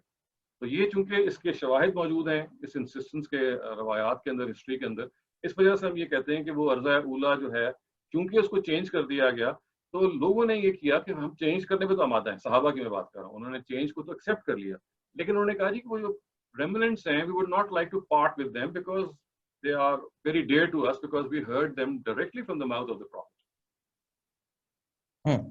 Okay. Thank you, Dr. Saab. I think Zishan Saab has his hand up. ایک unmute کر رہا ہوں میں آپ کو. Zishan Saab, please put your question up briefly and to the point. السلام علیکم، آواز آ رہی ہے میری؟ ہلو جی آپ کی آواز آ رہی. جی میرے دو سوال ہیں. ایک تو سوال یہ ہے کہ غامدی صاحب جو میزان میں لکھتے ہیں یا وہ پڑھاتے ہیں کہ قرآن وہی ہے جو مصحف میں ثبت ہے، تو یہ ایک مصحف ہمارے پاس ہے، ہمارے ریجن میں جو وائڈ اسپریڈ ہے وہ ایک ہے، اور دوسرا مصحف جو جہاں پہ ویریشن ہو رہی ہے، for example west African nations میں جہاں پہ الگ قرأت کی جاتی ہے، کیا وہاں کا مصحف ڈفرینٹ ہے ہمارے سے یا وہ ہمارے ہی طرح ہے لیکن وہ لوگ صرف ریسیٹیشن ڈفرینٹ کر رہے ہیں؟ نہیں، وہ بالکل فرق ہے. وہ ہم سے 11 ممالک ایسے ہیں افریقن کنٹریز میں، اور ایک آپ کہہ لیں یمن جو کہ ظاہر ہے افریقن کنٹری اس طرح سے نہیں ہے، وہ تو بالکل سعودیہ کے ساؤتھ میں ہے. وہاں پہ ایک ایریا حضر موت میں ایک اور طرح کا ہے. تو یہ وہ ایریاز ہیں جن کے بارے میں میں نے بھی شروع میں بھی کہا تھا کہ یہ وہ جگہ ہے کہ جہاں پہ سوال ضرور پیدا ہوتا ہے کہ یہ دے ہیو اے ڈفرنٹ قرآن، اور آج نہیں 12 صدیوں سے ہے. میں اپنی ریسرچ کے دوران وہاں گیا تھا، I spent some time there to find out کہ یہ کیا ہوا ہے معاملہ. تو بات آسانی سے سمجھ میں آ گئی کچھ دیر وہاں رہنے کے بعد اور مزید ریسرچ کرنے کے بعد کہ بنیادی طور پہ جب یہ سسٹمز بننے شروع ہوئے، یعنی نافع نے پوری کی پوری قرات جو تھی اس کو تصنیف کر دیا. تصنیف کا کیا مطلب ہے؟ ترجیح دے دی. ان کو ایک ہی مثلا آپ دیکھیے نا سورہ بقرہ کی پہلی آیت کے بارے میں ان کو 2-3 ویریشن ملی، انہیں ایک ویریشن کو ترجیح دے دی. دوسری آیت کے بارے میں پھر ان کو 2-3 ملی، پھر انہوں نے ایک کو دے دی. اس سے کیا ہوا کہ پورے قرآن کی ان کے نزدیک جو ہر آیت کی پریفرڈ تھی نا رسائٹل، وہ وجود میں آ گیا. یہی کام کچھ اور قاریوں نے بھی کیا جن کی بہت حیثیت تھی. تو نافع جو ہیں یہ آپ کہہ لیجئے کہ ان کی قرات ڈومینیٹ کر دی نارتھ افریقہ میں، اور اس کی وجہ یہ بنی کہ امام مالک جو ہیں ان کی جو فقہ تھی، مالک کی فقہ جس کو آپ کہتے ہیں، وہ افریقن کنٹریز نے اڈاپٹ کر لی. اس کی مختلف وجوہات ہیں، ظاہر اس وقت تفصیل میں جاننے کا ذکر نہیں، میں نے اس کے تذکرہ کیا اپنی کتاب میں، آپ دیکھ سکتے ہیں. تو جب مالکی فقہ نے وہاں پہ فروغ حاصل کیا، اٹ بیکیم دی ڈومیننٹ فقہ، تو وہاں کے جو قاضی تھے انہوں نے یہ کہا، اور باقی جتنے بھی جو عمائدین تھے، کہ ہم چونکہ امام مالک کی فقہ کو ہم نے اڈاپٹ کر لیا ہے، تو ہم امام مالک کے جو استاد ہیں ہم قرآن بھی انہیں کا اڈاپٹ کریں گے. نافع جو ہے نا یہ امام مالک کے استاد ہیں. تو اور امام مالک کے بارے میں یہ کہا جاتا ہے کہ انہوں نے قرآن نافع سے پڑھا، اور یہ ان لوگوں کا گمان ہے کہ اسی طرح سے پڑھا کہ جیسے نافع نے اس کو تصنیف کیا تھا with his own preference. سو انہوں نے کہا کہ اگر ہم فقہ امام مالک کی اڈاپٹ کر رہے ہیں تو ہم قرآن بھی امام مالک کے استاد یعنی نافع ابن ابی نعیم ان کا پورا نام ہے اس کو اڈاپٹ کریں گے. تو اس طرح سے یہ ہوا کہ اسٹیٹ لیول پہ اس کو امپلیمنٹ کیا گیا. ایک زمانے میں کیروان کے جو ایک قاضی تھے انہوں نے وہاں کے حکمران سے ہی کہا، اس زمانے میں قاضی was the real power behind the throne, اگر وہ کچھ کہہ دے گا تو آپ اس سے ہل نہیں سکتے تھے، اس کی حیثیت ہوتی تھی. تو انہوں نے یہ کہا کہ بھئی آج کے بعد ہم نافع ہی کی قرات کو اڈاپٹ کریں گے. تو نافع کی قرات اسٹیٹ لیول پہ پھر امپلیمنٹ ہوگی. اور یہی معاملہ پھر بعض اور قراتوں کا ہے جو اس وقت اسٹیٹ لیول پہ پائی جاتی ہیں، جس کی آپ ہر ایک کے بارے میں فردن تفصیل میں آپ کو بتا سکتا ہوں، لیکن ان پرنسپل میں آپ کو یہ بتا سکتا ہوں کہ یہ اس کا نفاذ پہ اسٹیٹ لیول پر ایک رائل ڈگری کے طور پہ ہوا، اس وجہ سے کہ انہوں نے سمجھا کہ کیونکہ امام مالک از the person whose fiqh we are going to adopt, the Quran that we are going to adopt, or the version of the Quran that we are going to adopt is the one which Imam Malik was taught by his teacher Nafi. جی تو کیا ان کا مصحف بھی فرق ہے ہمارے سے یا پھر صرف؟ بالکل فرق ہے، کئی ہزار مطلب میں 6-7 ہزار مقامات پہ فرق ہے، وہ میں موجود ہے. اب تو خیر آپ کو انٹرنیٹ پہ وہ مل جائے گا. بہت سارے فرق موجود ہیں، واحد جمع میں فرق ہے، صیغوں میں فرق ہے، افعال کے اندر فرق ہے، واو اور فے میں فرق ہے، بعض جگہوں پہ واو نہیں ہے، بعض جگہوں پہ ضمائر کا فرق ہے، ایک جگہ پہ ضمیر ہے، ایک جگہ پہ ضمیر موجود نہیں ہے. تو یہ تو بہت زیادہ فرق موجود ہے. جی جی میرا ایک اگلا سوال تھا. ایک منٹ ذیشان صاحب، میرے خیال سے ایک سوال کر لیں because there are other people in the queue, ان کو موقع دے کے پھر واپس آپ کے پاس آ جائیں. Okay thank you. the next question جی محمد سعد صاحب آپ سوال کر لیں، آپ کا ہینڈ ریزڈ ہے، میں نے انمیوٹ کر دیا آپ کو. السلام علیکم ڈاکٹر صاحب. جی میرے 2 سوال ہیں چھوٹے سے. ایک سوال تو میرا سورہ فاتحہ کے ایک ویریئنٹ کے حوالے سے ہے، جو بتایا جاتا ہے کہ جیسے ویسٹ افریقہ میں بھی ملک پڑھا جاتا ہے مالکی کی جگہ. تو اس پہ کوشچن یہ اٹھتا ہے کہ ایک ایسی سورت جو مسلمانوں کا بچہ پڑھتا ہے اور ہر نمازی مسلمان کم از کم دن میں 17 دفعہ اس کی تلاوت کرتا ہے، تو ایسا ویریئنٹ کیسے موجود ہے اور کیا اس کی کوئی سند ہے، کوئی صحیح حدیث سے یہ آ رہا ہے یا اس کی کیا بیک گراؤنڈ ہے؟ اور دوسرا ایک میرا سوال ہے وہ بھی تھوڑا سا ریلیٹڈ ہی ہے کہ جس طرح آپ نے بتایا کہ باقی جو قراتیں ہیں جو رائج کی گئی ان کے لیے ہمیں ایویڈنس ملتا ہے کہ اسٹیٹ لیول پہ انٹرونشن کی گئی، تو جو آپ کے کرٹکس ہیں وہ ان کے پاس اس چیز کا کیا آنسر ہے کہ جو جس قرات کو وہ حفظ کی قرات کہتے ہیں تو وہ فار ایگزامپل سینٹرل ایشیا میں، انڈیا میں، انڈونیشیا میں، ایران میں یہ کیسے رائج ہوئی، یعنی اس کا وہ کیا آنسر دیتے ہیں؟ جو جہاں تک آپ کے پہلے سوال کا تعلق ہے ملک اور مالک میں جو فرق ہے، دیکھیے یہی تو وہ ڈیبیٹیبل چیز ہے جو میں آپ کو پوری کی پوری بات سمجھانے کی کوشش کر رہا تھا کہ جو چیز ہمیں متواتراً منتقل ہوئی ہے وہ مالک یوم الدین ہے. ملک جو ہے وہ تواتر حاصل نہیں ہے، وہ احاد رپورٹس میں بیان ہو گیا ہے، کیسے بھی پڑھا گیا ہے. تو اس وجہ سے جیسے میں نے کہا کہ وہ جو احاد رپورٹس ہیں اس کی وجہ کئی ہو سکتی ہیں. ہو سکتا ہے کہ عرضہ اولیٰ میں ایسے پڑھا گیا ہو سکتا ہے کہ یہ کسی قاری کی غلطی کی وجہ سے اس کا نتیجہ یہ نکلا ہو.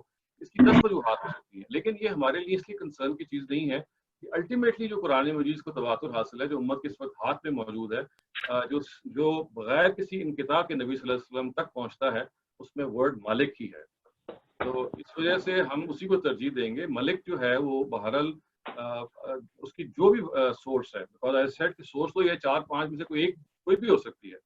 It can be a concoction, it could be a misunderstanding, it could be because of the fact کہ مصحف کے اندر اعراب بھی تھے, میم لام کاف جو ہے اس کو آپ ملک پڑھ سکتے ہیں, اگر کھڑی الف لگا دیں اور ملک بھی پڑھ سکتے ہیں.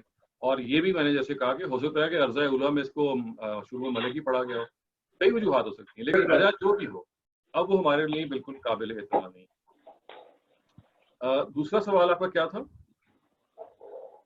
جی دوسرا سوال ان کا, ایک منٹ میں ان کا انمیوٹ کر دیتا ہوں. آئی تھنک آئی میوٹڈ ہم. میں دوبارہ سے جی ڈاکٹر صاحب, دوسرا سوال میرا حفظ کی قرات کے حوالے سے تھا کہ اس کے بارے میں جو روایتی علماء ہیں وہ کیا موقف مجھے یاد آ گیا.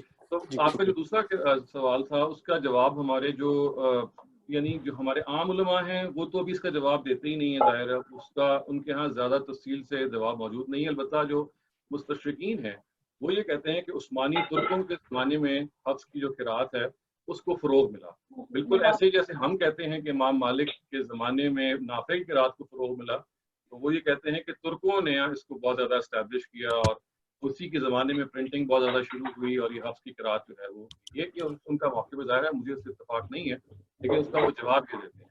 اور اس کا جو میرا رسپانس ہے وہ بیسیکلی یہ ہے کہ نبی صلی اللہ علیہ وسلم کے بعد جہاں جہاں صحابہ کرام یا عام لوگ گئے ہیں قرآن مجید کو لے کے, وہاں ہر جگہ پہ وہ قرات العامہ ہے. اس کو اصل میں ہمیں غلط طریقے سے حفظ کی قرات نام دیا ہے. السلام القرات العامہ ہے. چنانچہ آپ دیکھیے کہ محمد بن قاسم نے جب 711 عیسوی میں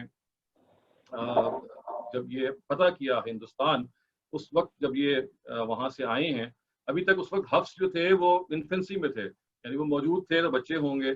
عاصم کا زمانہ تھا تو وہ حفظ کی قرات کے نام سے وہ موسوم ہی نہیں ہو سکی تھی. ظاہر ہے حفظ کی قرات تو تبھی بنی ہوگی نا کہ جب حفظ پیدا ہو کے مشہور ہو گئے ہوں گے. تو آپ دیکھیے کہ اس سے پہلے جو قرآن جب ڈسیمنیٹ ہوا ہے یہ ہندوستان میں آیا ہے, اس کے بعد پھر انڈونیشیا تک تاجر لے کے گئے ہیں, ملیشیا بھی گئے ہیں بعد میں.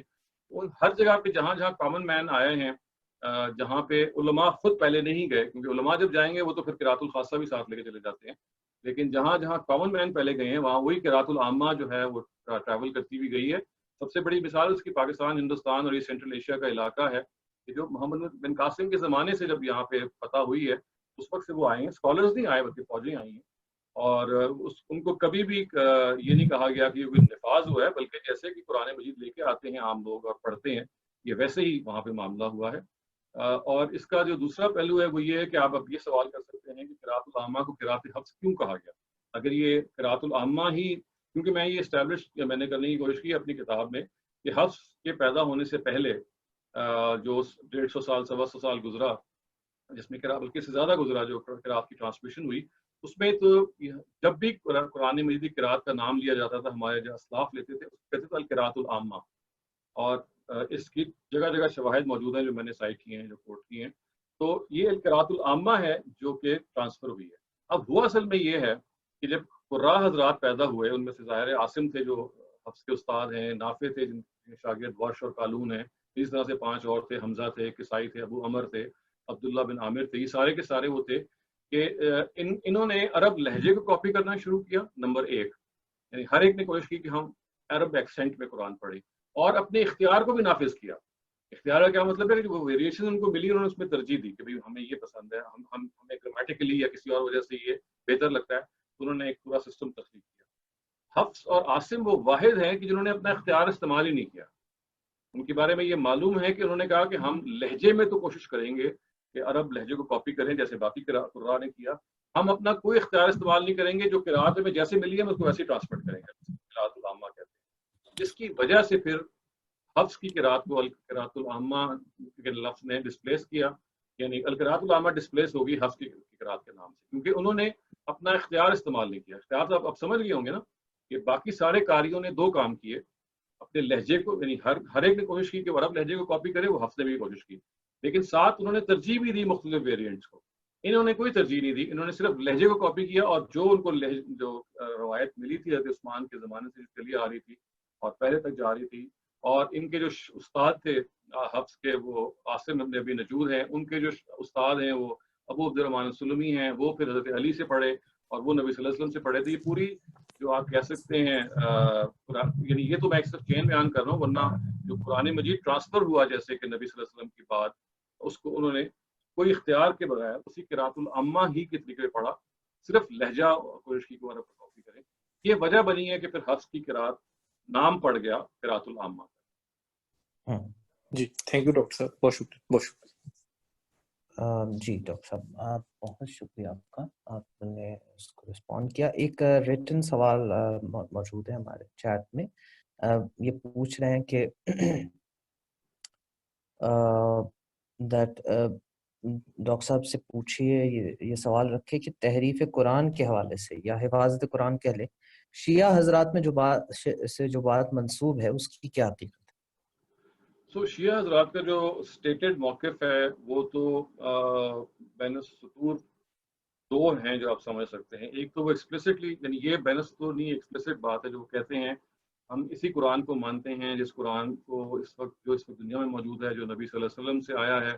اور ان میں سے جو ان کے بڑے لوگ ہیں وہی کہتے ہیں کہ اصل میں یہ وہی قرات ہے جو عاصم سے ملی ہے، اور عاصم اصل میں ابو عبد الرحمن السلمی کے شاگرد تھے. ابو عبد الرحمن السلمی جو حضرت علی کے شاگرد تھے، یہ اصل میں حضرت علی ہی کی قرات تو ہے جو ہمیں ملی ہے، اور کیا ہے. تو اس وجہ سے یہ وہی قرآن ہے جو اصل قرآن ہے. یہ ایک ان کے گروہ کا موقف ہے. لیکن اگر آپ بین السطور دیکھیں تو ان کے جو ایک دوسرا گروہ ہے جو شاید تعداد میں ممکن ہے تھوڑا زیادہ ہو، وہ یہ کہتا ہے کہ اصل قرآن حضرت علی کے پاس ہے اور تھا. وہ قرآن وہ لے کے آئے تھے جب نبی صلی اللہ علیہ وسلم کی وفات ہوئی ہے، اور انہوں نے کہا کہ دیکھیے میرے پاس یہ وہ قرآن ہے جو نبی صلی اللہ علیہ وسلم نے اپنی زندگی مجھے کہا تھا کہ میرے وفات کے بعد آپ نے اس کو پیش کرنا ہے تاکہ لوگ اسے فالو کریں. خلفائے راشدین نے اس کو کہا نہیں، ہمارے پاس اس کی ضرورت نہیں ہے. یہ شیعہ سورسز ہی بتاتی ہیں جو میں آپ سے عرض کر رہا ہوں. اور حضرت علی ناراض ہو کے چلے گئے. انہوں نے کہا کہ اچھا اب یہ قرآن تو پھر القائم جب آئیں گے، جو جس سے ان کا اشارہ تھا امام مہدی کی طرف، میں اس کو اپنی نسل میں اپنے 12 اماموں کے اندر خاص کر لوں گا. یہ اب امام سے امام تک منتقل ہوگا. جو 12ویں امام ہیں، آخری امام وہ ہیں، وہ غائب ہو جائیں گے جو غیبوبت کبریٰ کے بعد جب وہ نمودار ہوں گے centuries after this whole affair and just before the day of judgment. تو پھر وہ اصل قرآن ان کے پاس ہوگا اور اس کو وہ نافذ کریں گے. اور وہ قرآن وہ نہیں ہے جس قرآن سے آپ اس وقت واقف ہیں. تو یہ ان کا دوسرا گروہ ہے جو آئی وڈ سے شاید میجورٹی میں ہے. لیکن آپ جب گفتگو کرتے ہیں تو وہ میری ایک موقع مجھے ملا ہے شیعہ حضرات سے گفتگو کرنے کا بھی. They don't commit to this because ظاہر ہے اگر وہ اس کو مان لیں تو ایک بہت بڑا ایشو پیدا ہو جاتا ہے کہ موجودہ قرآن کی کوئی حیثیت باقی نہیں رہتی. میں نے جہاں تک اندازہ لگایا ہے، اللہ تعالیٰ مجھے معاف کرے اگر میں غلط اندازہ لگاؤں، کیونکہ اس میں ایجوکیٹڈ گیس ہی میں کر سکتا ہوں کہ اس میں جو ان کے دوسرے اسکالرز ہیں وہ تقیہ جو ان کی ایک اصطلاح ہے وہ کرتے ہیں کہ جس میں وہ اس چیز کو تو تسلیم نہیں کرتے کہ یہ اصل قرآن ہے. پتہ ہے کہ وہ اگر وہ کہیں گے تو یہ اس سے مفسدہ پیدا ہوگا، اس سے فساد پیدا ہوگا. اصل قرآن تو حضرت علی کے پاس ہے جو ان کے مطابق امام مہدی جب آئیں گے تو لے کے آئیں گے، اس کو نافذ کریں گے. لیکن فتنے سے بچنے کے لیے وہ اس بات کو چھپاتے ہیں اور یہ کہتے ہیں کہ یہی وہ قرآن ہے جو اس وقت ہمارے پاس موجود ہے، جو اصل قرآن. بہت شکریہ ڈاکٹر صاحب. there's a next question مشتاق صاحب کی طرف سے، میں انمیوٹ کر دیتا ہوں.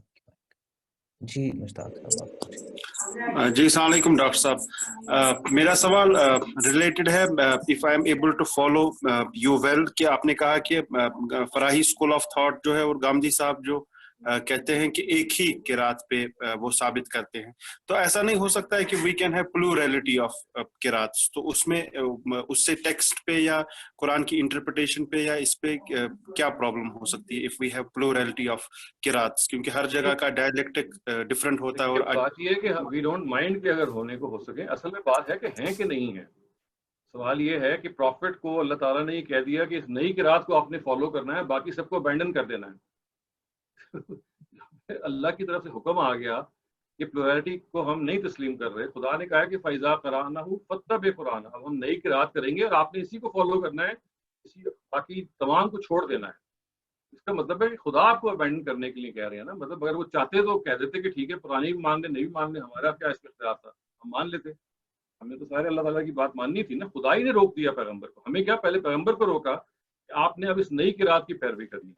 تو یہ جب خدا ہی نے کہہ دیا تو پھر کیسے اس میں ہم یہ بات کر سکتے ہیں کہ پلورلٹی کو ہم مان لیں. شکریہ. اس سے ایک ریلیٹڈ کویسچن وہ یہ ہے کہ ہماری جو سینچریز مسلم اسکالرشپ ہے बहुत फैली हुई है। अगर ट्रेडिशनल व्यू पॉइंट को ले लिया जाए कि जो करातों के इख्तलाफ को तस्लीम भी करती है और बैक वक्त इन सारी किरातों को, जिनको वो 7 मशहूर या I don't know if it's 7 or 10 which they से कैनोनिकल रीडिंग्स, उनको वो कहते हैं कि जी ये सब कुरान है बैक वक्त और ये सब मुनज़्ज़ल मिनल्लाह हैं, अल्लाह की तरफ से नाजिल करता है और इनको मेटिकुलसली प्रिजर्व भी किया गया है। तो प्रिजर्वेशन के एंगल से अगर हम देखें तो did we lose something anywhere, और मुस्लिम scholarship has honestly preserved whatever they could? इस पर ओरिएंटलिस्ट का भी क्या व्यू पॉइंट है? Do they agree to it regardless of the fact कि हम किस किरात को प्रेफरेंस देंगे, या अगर we are having this debate कि जो किरात अल आम्मा है, जो मोस्ट वाइड स्प्रेड किरात है मुस्लिम वर्ल्ड में, वही है, लेकिन अगर दूसरी किरातों के को भी वैलिडिटी उनकी मानी जाए तो how does it affect the preservation of the Quran? और उनके ये जो सारा ज़ख़ीरा जमा करके प्रिजर्व किया गया है, तो फिर मतलब इसमें जो ऑनेस्टी उन्होंने दिखाई है, तो फिर ये प्रिजर्व माना जाएगा टेक्निकली?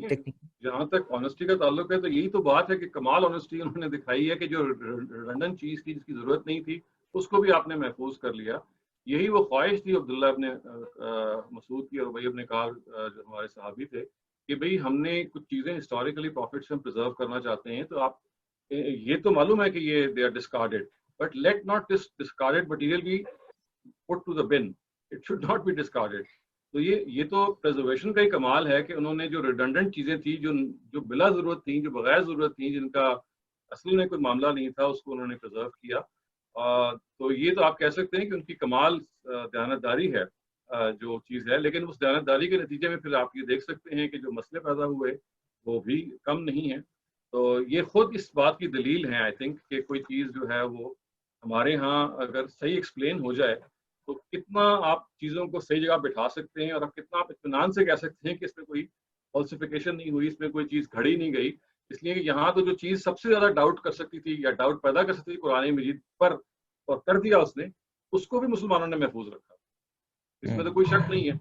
लेकिन बहरहाल इसकी हैसियत को ये मालूम हमें आज होना चाहिए। असल में प्रॉब्लम ये हुआ तो हैसियत हमारे यहाँ उस किरात को भी हासिल होगी, उन किरातों को भी हासिल होगी जो कि किरातुल आम्मा को है, और फिर एक म्यार बना लिया गया कि हर वो किरात जो 3 म्यारात पे पूरा उतरे वो कुरान मजीद है, ऐन कुरान है। नंबर 1 कि उसकी सनद मुत्तसिल हो और वो नबी सल्लल्लाहु अलैहि वसल्लम तक मरफू हो। नंबर 2 कि वो अरबी ज़बान के किसी भी कायदे को वायलेट ना करती हो, एक प्रॉपर अरबिक में एक कोई चीज़ बयान हो। और नंबर 3 के मसाहिफ उस्मानी में से किसी एक मुसहफ में उसकी बुनियाद मिलती हो, उस पर पाई जाती हो। इसलिए कि हमें ये मालूम है कि हमारा जो कन्वेंशनल क्लेम है वो ये है कि हज़रत उस्मान ने जो मसाहिफ लिखवाए थे वो आपस में मुख्तलिफ ही थे। कॉपी तो उन्होंने किया तो बकर के मुसहफ को एलिजिडली, लेकिन जब वो कॉपी करके भेजा उन्होंने 5 मुख्तलिफ प्रोविंसेस में जगहों पे, तो वो आपस ही में मुख्तलिफ ही थे। तो इन्होंने फिर मेयार ही बना लिया कि किसी एक से भी अगर मुताबिकत रखती है तो वो किरात जो है वो एक्सेप्टेबल है। ये 3 मेयारात उन्होंने, ये बिल्कुल ऐसे ही है कि जैसे हदीस की एक्सेप्टेबिलिटी के लिए 5 मेयारात बना लिए गए और ये बताया गया कि सनद मुत्तसिल हो, आदिल और ज़ाबित हो, आपका जो कारी है इल्लत ना हो, शुज़ूज़ ना हो, ये सारी वो चीज़ें जिन्होंने 5 मेयारात एक हदीस के बना दिए। बिल्कुल ऐसे ही उन्होंने ये वो 3 मेयारात हैं इसके अंदर ये बना के रख दिया कि भाई ये अगर पूरे हो जाएंगे तो वो किरात एक्सेप्टेबल है। और देखिए कि इसमें कितनी दिलचस्प बात है कि इन तीनों के तीनों मेयारात के अंदर तवातुर कोई मेयार ही नहीं है। यानी जिसके बारे में हमारे स्कॉलर्स ये कहते हैं कि कुरान मजीद तो है ही वो जो मुतवातिर है, लेकिन जब वो इल्म किरात को मुदव्विन करने बैठते हैं तो वहाँ उन 3 क्राइटेरिया को जो बयान करते हैं उनमें से कोई एक क्राइटेरिया भी ये नहीं है कि उस किरात को मुतवातिर होना चाहिए, बल्कि सनद ठीक हो, किसी एक उस्मानी मुसहफ के मुताबिक हो और उसकी अरबी दुरुस्त हो। तो ये खुद असल में क्राइटेरिया ये बता रहे हैं कि ये रवायतें अहाद हैं, ये किरातें अहाद हैं, ये मुतवातिर हो नहीं सकती। तो इसी से ये सवाल निकलता है डॉक्टर साहब कि अब जब तवातुर की शर्त आयद कर दी जाती है कि कुरान को कुरान मानने के लिए कि वही कुरान हम मानेंगे जो मुतवातिर हो, और फिर इन किरातों को भी शायद जो कैनोनिकल रीडिंग्स हैं उनको मुतवातिर क्लेम किया जाता है, जिसको आपने कंटेस्ट किया है अपनी बुक में कि ये मुतवातिर नहीं है बल्कि अहादी हैं। تو کیا جو آپ نے سند کی بحث کر کے یہ دکھایا ہے یا دکھانے کی کوشش کی ہے کہ یہ متواتر قراتیں نہیں ہیں بلکہ احاد ہی ہیں، تو اس کی ریسیپشن ابھی تک کیا ہوئی ہے؟ Just for information. ابھی تک اس کا کوئی رسپانس نہیں آیا، لیکن یہ خود ایک سوال ہے جو میں نے اٹھایا تھا اس میں کہ بھئی اس وقت 3 کے ممکن جواب دیے جاتے ہیں. یعنی ایک طرف تو یہ تسلیم کر لیا جاتا ہے کہ قراتیں متواتر نہیں ہیں، اور دوسری طرف یہ کہا جاتا ہے کہ جو متواتر نہ ہو تو وہ قرآن نہیں ہے. تو یہ اس سے مطابقت کیسے ہے؟ اس کے 3 ہمارے لوگوں نے جواب دیے. ایک جواب وہ ہے کہ جو زرکشی نے جس کی نمائندگی کرتے ہوئے اپنی کتاب میں بیان کیا البرہان میں، کہ القرآن والقراءات حقیقتان متغایرتان، کہ قرآن اور قرات 2 الگ الگ چیزیں ہیں. اصل چیز قرآن کا تواتر نہیں ہے بلکہ قرآن کا جو اسکیلیٹل ٹیکسٹ ہے جس کے اندر ابھی واولز آپ نہ ایڈ کریں، وہ ہے جو متفق علیہ ہے. یعنی ایک جو اس کا جواب دیا گیا وہ یہ ہے کہ یہ قرآن باللفظ جو کہ اورالٹی میں ایک تلفظ سے محفوظ ہوا ہے، وہ اس کو تواتر حاصل نہیں ہے بلکہ قرآن کے اسکیلیٹل ٹیکسٹ کو جس میں بھی اعراب نہیں لگے ہوئے وہ اس کو تواتر حاصل ہے. ایک جواب. دوسرا جواب یہ دیا گیا کہ نہیں، یہ جن کے بارے میں آپ احاد کا دعویٰ کر رہے ہیں یہ بھی اصل میں متواتر ہے، جو ظاہر ہے کہ سائنٹیفکلی پروو نہیں ہوتا. تیسرا جواب امام رازی نے یہ دیا کہ ایک بہت بڑا حصہ ہے قرآن مجید کا، جو اتنا بڑا حصہ ہے متواتر کہ آپ جو تھوڑا سا حصہ رہ گیا ہے اس کو آپ اگنور کریں، یا وہ بہت جسٹ کہتے ہیں نا کہ ویری ٹریویل. ایک اور جواب یہ دیا گیا کہ نہیں، جہاں پہ سارے کے سارے 7 قاری متفق ہیں، ایسا بھی تو ہے نا، ہر جگہ تو انہوں نے اختلاف نہیں کیا، اتنا قرآن متواتر ہے. اور باقی کے بارے میں جیسے امام رازی نے کہا کہ بھئی دیر آر چانسز کہ بھئی وہ متواتر نہ ہو، لیکن اس کو آپ اتنا بڑا چونکہ حصہ ڈومینیٹ کرتا ہے اس کو آپ does not any have any significance اگر تھوڑا چھوٹا موٹا حصہ ایسا بھی ہو. یہ جوابات دیے گئے، ان جوابوں میں سے کوئی ایک بھی آنیسٹلی تشریفی بخش نہیں ہے، نہیں کر سکا. میں نے 3 اور 4 کا جائزہ بھی لیا اپنی کتاب میں، لیکن یہی وہ they try to make sense out of it کہ آپ جب کلیم کرتے ہیں کہ قرآن متواتر ہی ہونا چاہیے اور ادھر سے آپ یہ بھی کلیم کرتے ہیں کہ ان قراتوں کے معیارات میں تواتر شرط ہی نہیں ہے، how can you actually claim that these قرات are متواتر اور they are exactly the same as the Quran. یہ وہ کنفیوژن ہے اس وقت جو ہمارے علم کو لاحق ہے. اس کنفیوژن سے وہ نکلنے کو تیار نہیں ہے، اور اسی کنفیوژن کی وجہ سے جو سوالات اور اعتراضات پیدا ہوئے ان کا کوئی کنونسنگ جواب نہیں دے پاتے. جی بہت شکریہ ڈاکٹر صاحب. آئی تھنک محمود صاحب ایک سوال پوچھنا چاہ رہے تھے، انہوں نے ایک ویڈیو میں اپنا ہینڈ ریز کیا تھا شاید اس طرح سے. میں مجھے نہیں معلوم کہ وہ بھی سن پا رہے ہیں کہ میں ان کو انمیوٹ کر دیتا ہوں. If he has a question آپ I don't know how much time آپ کو بتایا گیا تھا یو آر اویلیبل. میں اویلیبل ہوں جی، آپ جب تک پوچھنا چاہیں. جی بہت شکریہ ڈاکٹر صاحب. میں محمود صاحب کو انمیوٹ کر دیتا ہوں. Let's see if he has a question. Mahmood صاحب آپ کو انمیوٹ کر دیا. السلام علیکم ورحمۃ اللہ. جی وعلیکم السلام. جی پہلے بہت شکریہ آپ کا کہ آپ نے اساسی موضوعات کے تعلق سے رہنمائی فرمائی، اور عجیب اتفاق ہے کہ جو پہلے 3 سوالات آئے وہی میرے بھی 3 سوالات تھے قرات سبا کے اس تعلق سے جو ہمارے مسائل کھڑے ہو جاتے ہیں. تو اس تعلق سے آپ نے، میرا یہ بھی سوال تھا کہ اس میں اصلاح میں جو لٹریچر ہمارا ہے اس میں کس نے بطور خاص اسے بحث کی، تو آپ نے امام طبری کی بھی اس میں نشاندہی کی. تو میرے سوالات کے جوابات الحمدللہ مل گئے، تو بہرحال شکریہ باقی رہ گیا اس تعلق سے. جی I think there's one more question from نعیم صاحب. نعیم صاحب کا ایک اور سوال ہے، میں انمیوٹ کر دیتا ہوں. جی نعیم صاحب آپ پوچھ سکتے.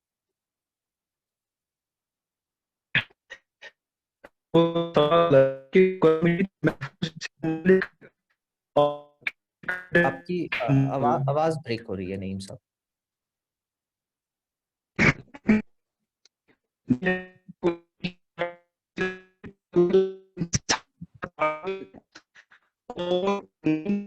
نہیں سوال آپ کا سمجھ نہیں آ رہا. آئی تھنک ان کی آواز میرے لیے تو بریک ہو رہی ہے. ڈاکٹر صاحب آپ کو پہنچ رہی ہے آواز؟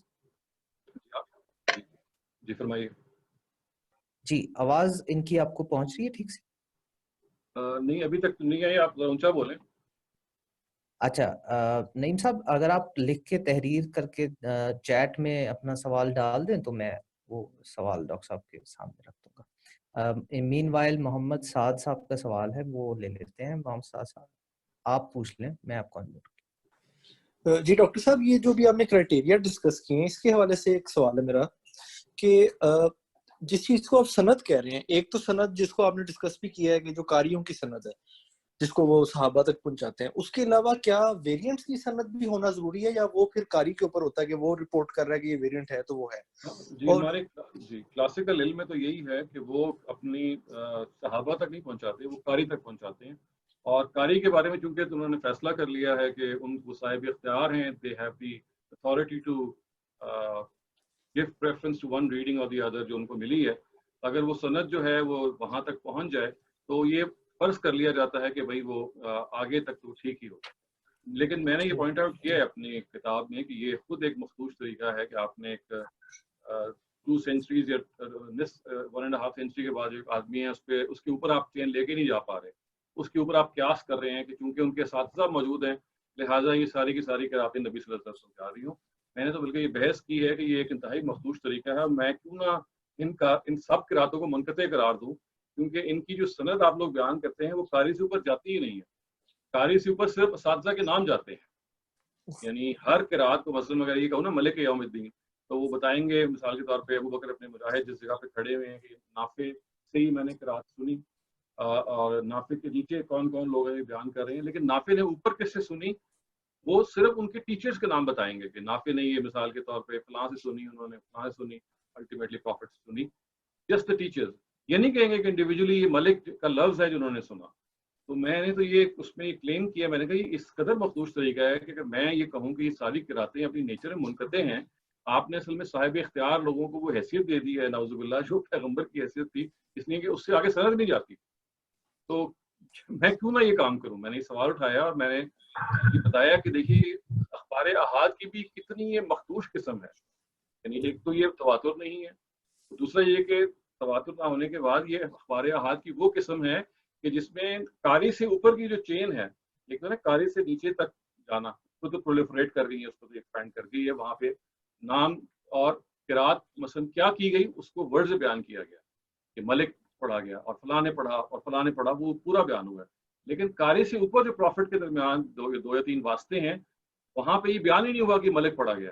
وہاں صرف یہ بات بیان ہوئی ہے کہ نافع نے اپنے استاد سے سنا, انہوں نے ان کے استاد سے سنا, انہوں نے نبی صلی اللہ علیہ وسلم سنا. کیا سنا یہ نہیں بیان ہوا, بس یہ کہا کہ ان کے استاد ہیں.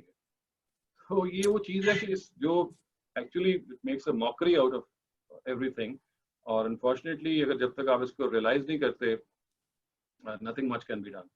جی ڈاکٹر صاحب, یہ تو فرسٹ ٹائم میں اس طرح سے مجھ پہ حقیقت عام ہوئی ہے, تو کافی خطرناک بات ہے یہ. دوسرا ایک سوال تھا اسی حوالے سے کرائٹیریا کے, کہ اس میں جو مصاحف عثمانی ہیں ان کی کیا نوعیت ہے, یعنی کیا وہ کوئی مصاحف موجود ہیں یا وہ جس طرح بتا رہے ہیں ان میں بھی ڈفرینسز ہیں, تو وہ کدھر ہیں وہ مصاحف, یعنی وہ ہم تک کیسے پہنچے؟ مصاحف کے بارے میں یہ بالکل جسے کہتے ہیں نا کہ قطعی طور پہ یہ بات معلوم ہے, ان میں سے کوئی ایک بھی مصحف جو ہے وہ موجود نہیں ہے.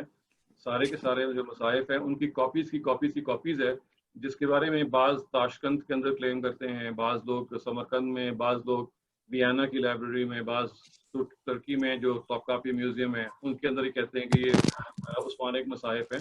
ویئرز ان میں سے کوئی ایک بھی اوریجنل عثمانک مصحف نہیں ہے. وہ اس کی جو اسٹائل آف رائٹنگ ہے وہ بتا دیتا ہے. یعنی ایک پوری کی پوری سائنس ہے جو آپ کو یہ بتاتی ہے کہ اگر آپ رائٹنگ کا فارمیٹ اسٹڈی کریں اس سے آپ کو زمانہ پتہ چل جاتا ہے. تو نبی صلی اللہ علیہ وسلم کے زمانے کے جو قرآن ہیں ان کو ہم حجازی قرآن کہتے ہیں, وہ حجازی اسکرپٹ میں لکھے گئے ہیں. جبکہ یہ جو عثمانی قرآن ان کے بارے میں دعویٰ کیا گیا ہے یہ سارے کے سارے کوفی خط میں ہیں. کوئی ایک بھی کوفی قرآن نہیں ہے جو نبی صلی اللہ علیہ وسلم کے زمانے میں لکھا گیا ہو. وہ حجازی اسکرپٹ جو تھی, جو ایکسپلانٹنگ اسکرپٹ تھی, اس میں لکھے گئے. اس کی وجہ سے ہم آسانی سے یہ کہہ سکتے رد کر سکتے ہیں کہ یہ بالکل بھی صحیح نہیں ہے, ایک بات. اور دوسری بات یہ ہے کہ ان کے بارے میں آپ یہ بھی جان لیں کہ حضرت عثمان کا جو انڈیور تھا وہ کوئی مصحف تیار کرنا نہیں تھا, اثر انہوں کوئی مصحف کو پروڈیوس کرنا نہیں تھا.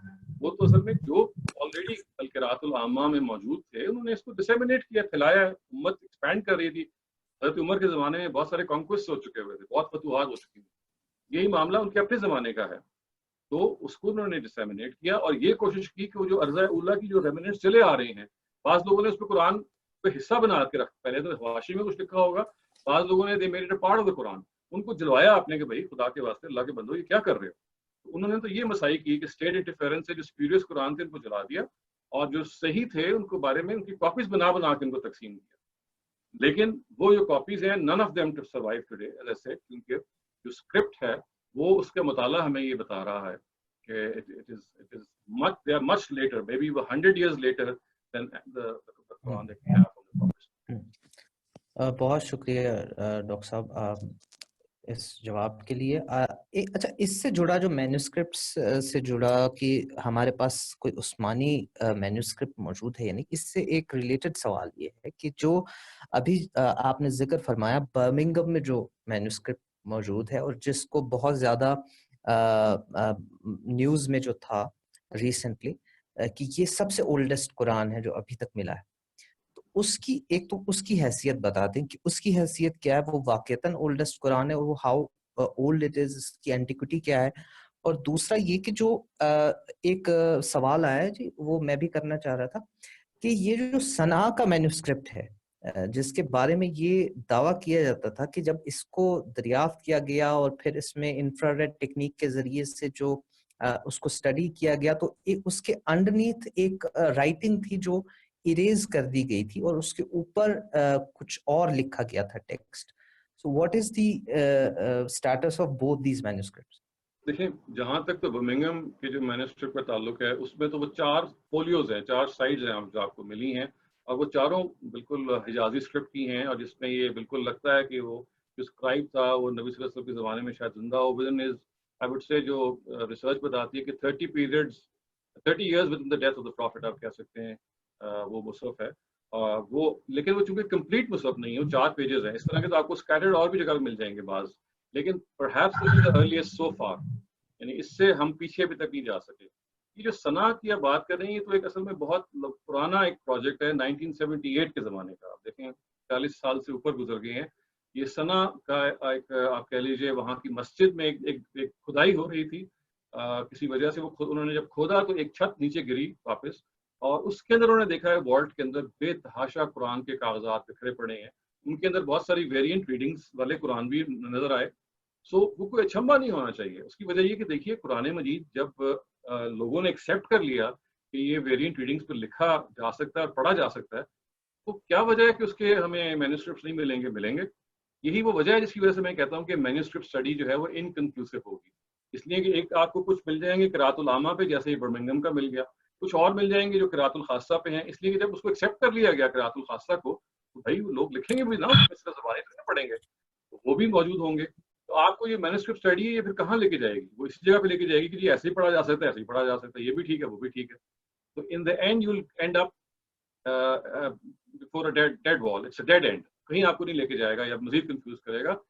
اس وجہ سے میں یہ کہتا ہوں کہ دیکھیے manuscript study is a good thing historically, آپ جاننے کے لیے کہ ہسٹری میں کیسے کیسے قرآن لکھا گیا, کس زمانے میں لکھا گیا, ویریئنٹس میں بھی لکھا گیا اور قراءۃ العامہ میں بھی لکھا گیا, قراءۃ الخاصہ میں بھی لکھا گیا ایٹسیٹرا. لیکن اصل قرآن جیسے کہ محفوظ کیا گیا وہ اسی اورل ٹرانسمیشن پہ ہے.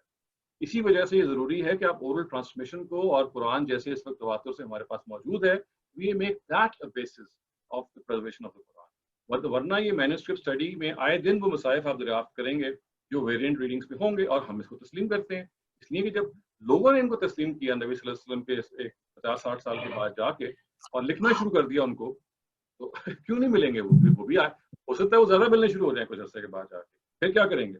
پھر آپ کہیں گے جی ہاں ایک وہ برمنگھم والا ہے جو اصل کے رات کو ریفلیکٹ کر رہا ہے اور ایک اس کو کر رہا ہے. تو لوگ کہیں گے کیوں آپ اس کو کیوں اصل کہتے ہیں؟ آپ کہیں وہ بھی ہے یہ بھی ہے وہ بھی ہے. تو اس کے نتیجے میں ساری قراتیں بے وقت ثابت ہو جائیں گی. تو اس لیے میں دیکھیے کہ یہ مینوسکرپٹ اسٹڈی کتنی زیادہ it's a double edge sword. جہاں یہ بعض دفعہ قراءۃ العامہ کو پروو کر رہی ہے اور مسلمان بڑے خوش ہو رہے ہیں اور ہوئے بھی تھے 2016 میں, جب یہ زیادہ مینوسکرپٹ دوسرے والے ملنے شروع ہو جائیں گے تو آپ کیا جواب دیں گے؟ آپ کے پاس کوئی جواب نہیں ہوگا سوائے اس کے کہ آپ کہیں گے ٹھیک ہے جی یہ بھی موجود ہے وہ بھی موجود ہے. یہ ہے تو آپ کہہ لیں اس کی پٹ فال, اس کی ڈاؤن سائڈ, جس کو اگر آپ نے ریئلائز نہیں کیا اور نہیں کر رہے ہم, تو نتیجہ یہ ہے کہ پوری کی پوری قرآن کی ہم نے تاریخ کو, اس کی ہسٹری کو انتہائی مخدوش کر دیا, انتہائی ڈوبیس بنا دیا. اور آپ بتائیے اس کے بعد آپ کا ایمان متزلزل اگر ہو جائے تو آپ دوسروں کو کیا قائل کریں گے کہ بھئی یہ خدا کے بندوں نے, خدا نے تو نہیں, خدا کے بندوں نے خدا کی کتاب کے ساتھ کیا کیا. جی صحیح فرمایا آپ نے. ہشام قاضی صاحب, ہشام قاضی صاحب آپ کو انمیوٹ کر دیتا ہوں. یور کوسچن, آپ پلیز اپنا کوسچن. السلام علیکم جناب. میرا سوال یہ ہے کہ جس طرح ہم ڈسکشن کرتے ہیں حدیث کی اسٹڈی پہ کہ ایک حدیث کی جو روایت ہے وہ اسٹرانگ ہے یا ویک ہے، تو اس طرح جو قرآن کا ہم کہہ رہے ہیں کہ تواتر سے جو ملا ہے، تو اس میں کیا کیا امپورٹنٹ مائل سٹونز اور یہ جو تواتر کا سلسلہ رہا ہے یہ کتنا اسٹرانگ رہا ہے؟ کیونکہ حدیث کی تو اسکروٹنی کی زیادہ ہم دیکھتے ہیں اسٹرانگ قسم کی ہوئی ہوئی ہے، اور اس میں پھر انفلوئنشل لوگ جو ہیں امام بخاری ہے، ان کی صحیح مسلم وغیرہ جو بکس ہیں، تو اس طرح قرآن کے بارے میں جو یہ ٹرانسمیشن والا جو ایریا ہے اس میں امپورٹنٹ مائل سٹونز کیا رہے ہیں، کون کون انفلوئنشل لوگ رہے ہیں، یہ پروسیس کتنا اسٹرانگ رہا ہے، اس پہ اگر آپ کچھ بات کر سکیں۔ دیکھیے قرآن مجید کو کسی انفلوئنشل آدمی کی ضرورت ہی نہیں پڑی ہے، ضرورت ہی حدیث کو پڑی ہے، اس لیے کہ وہ جیسے کہتے ہیں نا کہ علم الخاصہ ہے، اس کو امام شافعی نے کہا نا علم الخاصہ ہے، جس طرح سے قرآن مجید کے بارے میں انہوں نے علم العامہ کے لفظ استعمال کیا، ٹرم استعمال کی، تو اس کو تو ضرورت ہے اس کو پرزرو کرنے کے لیے اسکالرز آگے بڑھیں، they should actually make a very concerned effort, جس کے نتیجے میں حدیث جو ہے اس کا علم محفوظ ہو، نبی صلی اللہ علیہ وسلم کی بات کی چھان پھٹک کی جائے کہ پتہ نہیں صحیح سنی ہے یا نہیں سنی۔ قرآن کو تو اس کی ضرورت ہی نہیں ہے، قرآن مجید نے کو تو عام آدمی سے لے کے خاص آدمی سب نے مل کے محفوظ کیا ہے، اس میں کسی آپ کو مائل سٹون کو تلاش کرنے کی ضرورت ہی نہیں ہے، یہی تو اس کی بیوٹی ہے۔ It is not dependent on a couple of people or a couple of famous people. It is a phenomena which has been transferred to the living tradition of the Muslims. Every one of us is playing our role, whether we are a common man or we are a very special person in the history, کوئی فرق نہیں پڑتا۔ قرآن نے کوئی یہی وہ تمیز حاصل ہے، یہی وہ ڈسٹنکشن حاصل ہے۔ حدیث کو تو ضرورت تھی اس چیز کی، اس لیے کہ وہ جب وداؤٹ کانٹیکسٹ بعض لوگوں نے اس کو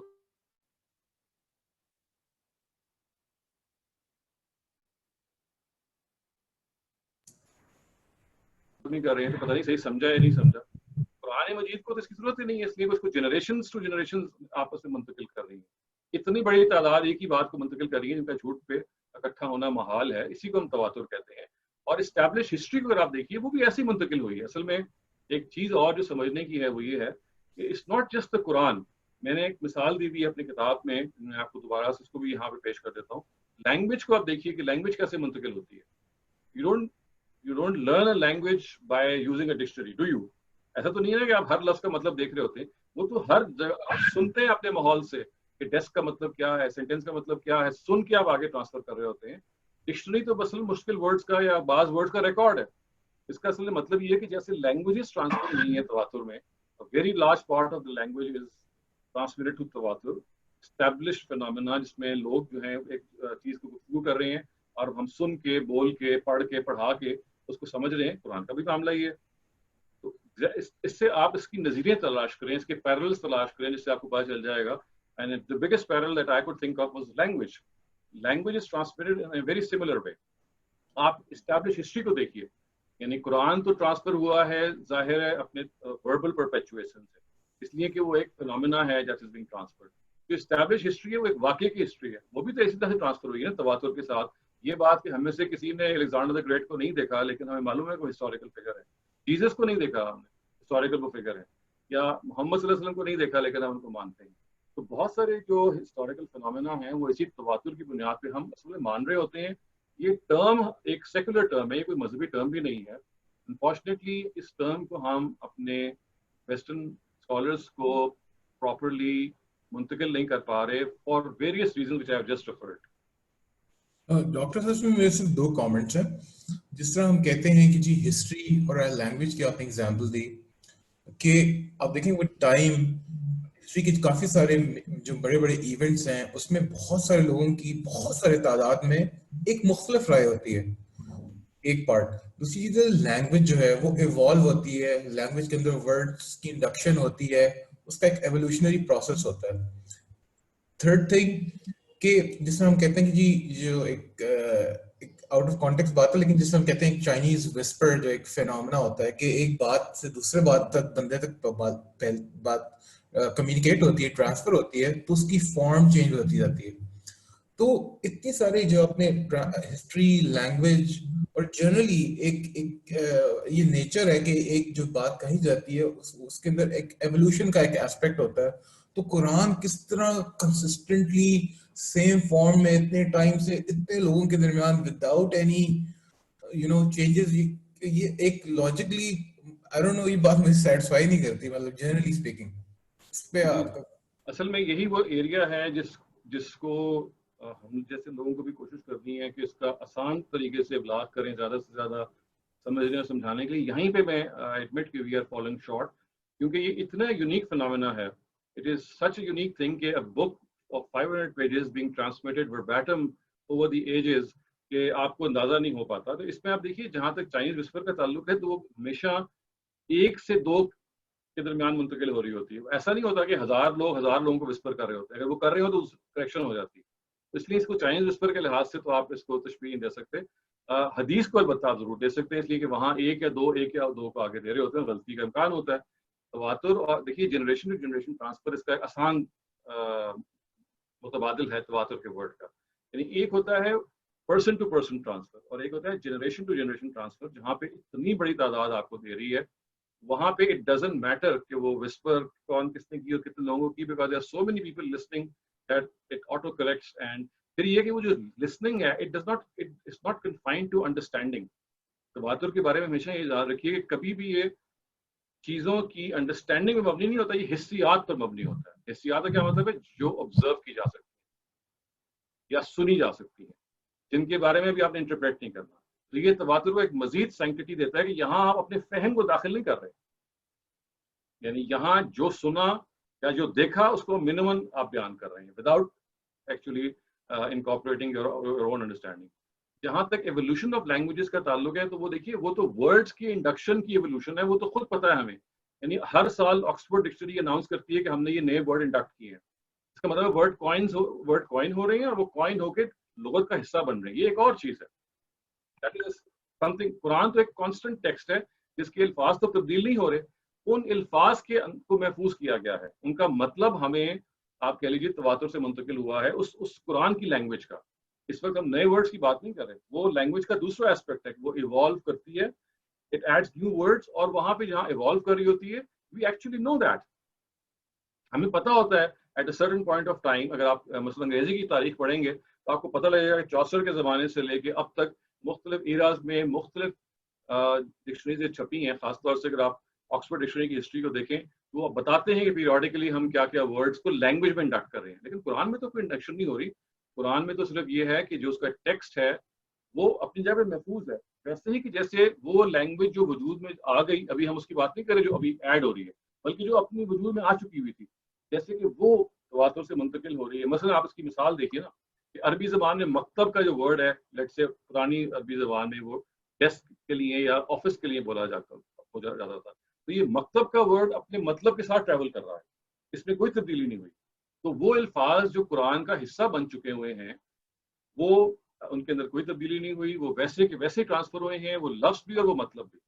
اب یہ وہ ظاہر ہے کہ یہی وہ چیز ہے جو میں نے عرض کیا کہ جہاں پہ perhaps we need to be more explanatory, more precise, invoke more examples so that we are able to communicate what we have understood. یعنی مجھے I can claim کہ بھی مجھے سمجھ تو آ گئی ہے, لیکن ہو سکتا ہے کہ میں یہ کلیم نہیں کر سکوں کہ سمجھ کے بعد میں سمجھانے میں بھی کامیاب ہو گیا ہوں. یہی وہ جگہ ہے جہاں پہ I think we are still falling short and I keep on thinking of ways and means کہ یہ ہم کیسے ایکسپلین کریں. لیکن ذرا سی اگر آپ کے پاس زیادہ ٹائم ہو بحث کرنے کا, گفتگو کرنے کا, تو I think یہ کم سے کم مسلمانوں کے لیول پہ تو اس کو آسانی سے سمجھایا جا سکتا ہے کہ ہسٹوریکلی چیزیں کیسے منتقل ہوئی ہیں. ایون ویسٹرن اسکالرس کو بھی سمجھایا جا سکتا ہے, وہ بات سمجھ گئے ہیں. صرف جو چیز سمجھ میں نہیں آتی وہ یہ ہے کہ قرآن کی چونکہ ویریئنٹس ایگزسٹ کرتے ہیں, قرآن کے جو دوسرے چیزوں کو ہمارے علماء خود اکنالج کرتے ہیں, تو جب آپسی میں ہم متفق نہیں ہیں تو اصل میں کوئی یونیفائڈ اسٹریٹجی ہم ڈیوائز ہی نہیں کر پا رہے دوسرے لوگوں کو سمجھانے کے لیے. بہت شکریہ ڈاکٹر صاحب. جی مینی تھینکس. عمار بخش صاحب کا سوال ہے. جی عمار صاحب آپ سوال کریں. جی السلام علیکم. میرا یہ سوال ہے کہ ابھی ہم لوگ جو باتیں کر رہے ہیں وہ الفاظ کے ٹرانسمیشن کی بات کر رہے ہیں, قرآن مجید کے الفاظ کس طرح ٹرانسمٹ ہوا ہے. ہم لوگ یہ جانتے ہیں کہ جب بھی اورل ٹرانسمیشن کوئی چیز ہوتی ہے تو اس میں الفاظ کے اسٹریسز ہوتے ہیں, سینٹینسز کے اسٹرکچر ہوتے ہیں, اور اس کی میننگ میں اس کو کیا کہتے ہیں اثر پڑتا ہے.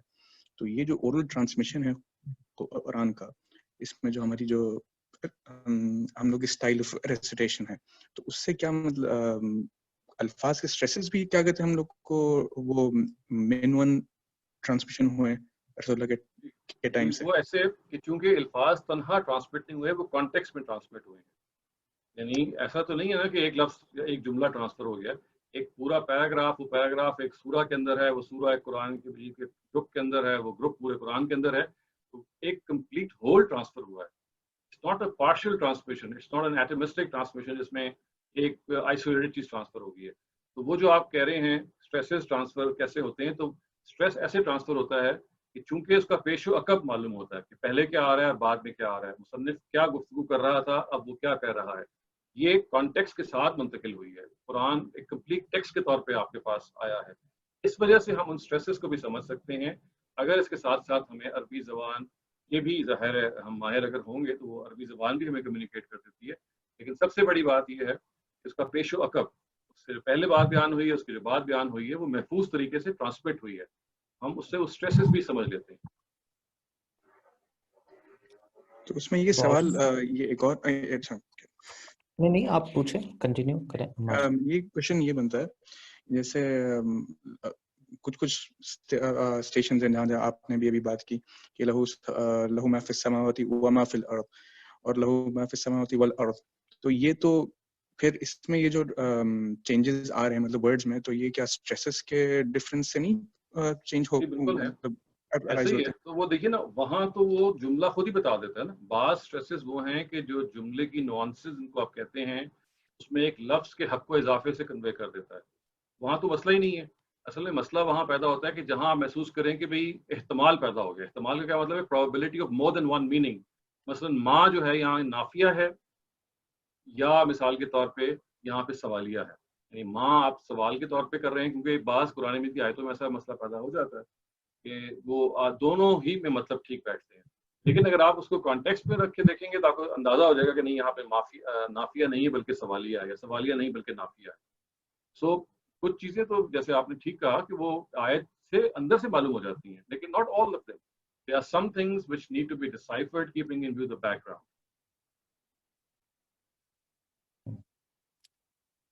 Thank you, Dr. Saab. I think we've exhausted the questions. There's no more raised hands I can see. مجھے وہ نظر نہیں آ رہے. So I think we'll end here, and I think اگر کسی کے پاس اور کوئی سوال، I think I've seen ایک ہینڈ ریز ہے. اگر آپ اجازت دیں تو میں پوچھ لیں. جی اشائی صاحب آپ پوچھ لیں. السلام علیکم ڈاکٹر صاحب. جی میری نوعیت کا سوال لاسٹ میں ہی ملے گا، کیونکہ I want to know about the present and the future conditions. So far we have been discussing the preservation and transmission in the historical context. Now going forward, how do you see the role of the learning of the Quranic text in the traditional way? And I have one more question. Learning of what? جیسے حفظ کرتے ہیں ہماری traditional درسگاہوں میں حفظ کرتے، یا memorization. Sorry. So do you still see that thing being relevant in the future because we have now printing press and this digital? اس کی وجہ یہ کہ قرآن اصل میں اس کی پریزرویشن ہو اس طرح سے رہی ہے. یعنی باقی سب چیزیں they are dependent on that. یعنی ڈیجیٹائز فارم میں بھی، سافٹ فارم میں بھی، تمام فارم میں they need to be attested کہ بھئی اب یہ حافظ یا ہمارے جو اورل ٹرانسمیٹرز ہیں وہ کیا کہہ رہے ہیں. یہ ٹھیک ہے کہ پرزرو ہونے کے بعد they now are going hand in hand، بہت قریب آ گئی ہیں. لیکن I think that oral transmission will still hold that رجال علیہن درجہ جو قرآن نے کہا ہے، ایک ڈگری پھر بھی سپیریئر وہ رہے گی، اس لیے کہ اس کی بنیاد پہ طے ہوگا کہ کوئی غلط تو نہیں لکھ لیا گیا، کوئی غلط تو نہیں غلطی سے ٹائپ ہو گیا. تو آپ کے پاس جو ریفرنس پوائنٹ ہے وہ ہمیشہ اورل ٹرانسمیشن رہے گی. However much other means might proliferate, however much. This takes me to one more point regarding this, if you allow me. Now we have this digital forms. I'm particularly concerned about digital forms. You might have heard there are some apps and the digital transcripts of the Quran which seem to have shown some distorted verses or something like that. Now, if we consider the historical facts that when the printing press would have been new in the world, تو اس time پہ کچھ ہی لوگوں کے پاس مصحف ہوتا ہوگا، تو لوگ بے چینی سے دیکھتے ہوں گے کہ کیسا ہے مصحف. یا تو آج ہر کسی کے everybody has even tens of apps in his mobile phone. So how do you see the preservation in that context when we have the digital form देखिए of मैंने it? तो इस सवाल का जवाब शायद पहले भी दिया है. इसका ताल्लुक प्रिजर्वेशन से इतना नहीं जितना डिसेमिनेशन से है, इजी अवेलेबिलिटी से है, इजी एक्सेस से है. यानी पहले आपको कहीं बाजार जा रहे हैं, कभी आप खरीद रहे हैं, उससे भी पहले चले जाएं तो लिखवा रहे हैं और 6-6 महीने लिखते रहते थे, गलतियां फिर भी रह जाती थी. तो डिजिटाइजेशन ने या जो साइंटिफिक एडवांसमेंट्स हैं, इन्होंने कोई प्रिजर्वेशन में रोल नहीं अदा किया. प्रिजर्वेशन में इनका रोल सेकेंडरी है. इन्होंने रोल अदा किया इजी एक्सेस, इजी अवेलेबिलिटी.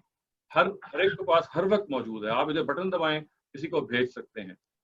इसका ताल्लुक जो है वो प्रिजर्वेशन तो अलग से जारी है. वो तो एक फिनोमेना है जो कंप्लीट फिनोमेना है, जिसके अंदर हुफाज भी शामिल है, जिसमें रिटन वर्ड भी शामिल है, टीचिंग भी शामिल है, पढ़ाना भी शामिल है, ज़बानी सुनना सुनाना, वो बहुत एक पैकेज. ये जो आलात पैदा हो गए हैं, they are basically helping you out to make the Quran more easily accessible at the beck and call of your hand, I would say, कि आपने इधर बटन दबाया और आपके सामने टेक्स्ट आ गया. ये है इसका असल रोल, ना कि हिफाजत का. जी जी जी डॉक्टर साहब, आई थिंक ये क्वेश्चंस हमारे एग्जॉस्ट हो गए.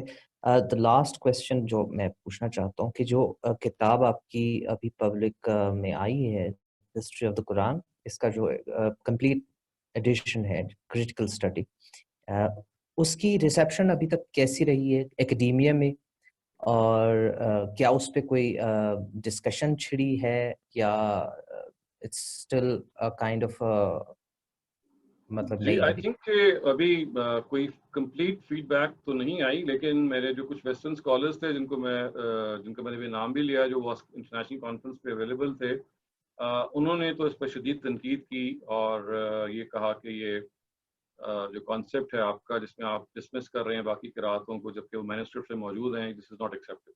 और मुझे मालूम था यही इसका अंजाम भी होना है. और इसके अलावा बहुत सारे और हलकों में जैसे कभी इंटरव्यूज़ दिए या अभी उसमें फीडबैक गाय बगाए आता रहता है, तो वो अभी आई वुड से कि शायद अभी क्योंकि किताब ज़रा वॉल्यूमिनस है और उसको आहिस्ता आहिस्ता प्रॉब्ली टाइम लगेगा कोई कंप्लीट फीडबैक आने में. अभी तक मुझे कंप्लीट फीडबैक आया नहीं. जो ज़्यादा फीडबैक मुझे आया है वो ये है कि जी किताब का जल्द से जल्द उर्दू तर्जुमा करवाएं ताकि बहुत सारे जो लोग उर्दू से ही वाकिफ़ हैं उनके लिए आसानी हो. वो अनफॉर्चुनेटली अभी उसकी कोई सबील नहीं पैदा हुई, और अगर वो उर्दू में ही किताब होती तो ज़ाहिर है शायद बहुत जल्दी बहुत ज़्यादा फीडबैक आता है, इसलिए कि हमारी जो इंडिया, पाकिस्तान और इसके अलावा बांग्लादेश, इवन नेपाल वगैरह में जो उर्दू स्पीकिंग लोग हैं वो बहुत बड़ी तादाद में, हमारे स्कॉलर्स भी बहुत बड़ी तादाद में, तो शायद होता. लेकिन अंग्रेज़ी में होने के नाते प्रॉब्ली इसको थोड़ा सा टाइम भी लगेगा.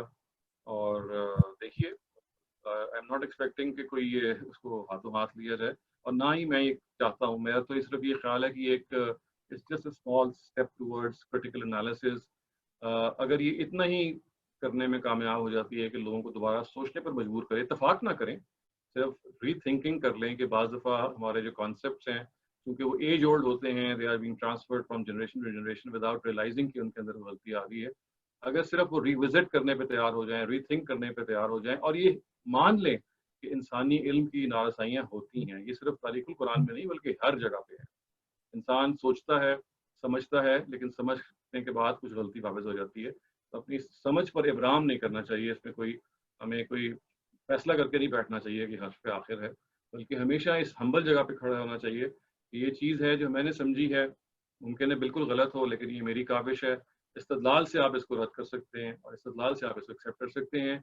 इंसानी जो इंटेलेक्ट का कारवान है वो ऐसे ही इसको आगे बढ़ना चाहिए और इसी तरीके से चीज़ों को नक़्द की कसौटी से गुजरते रहना चाहिए.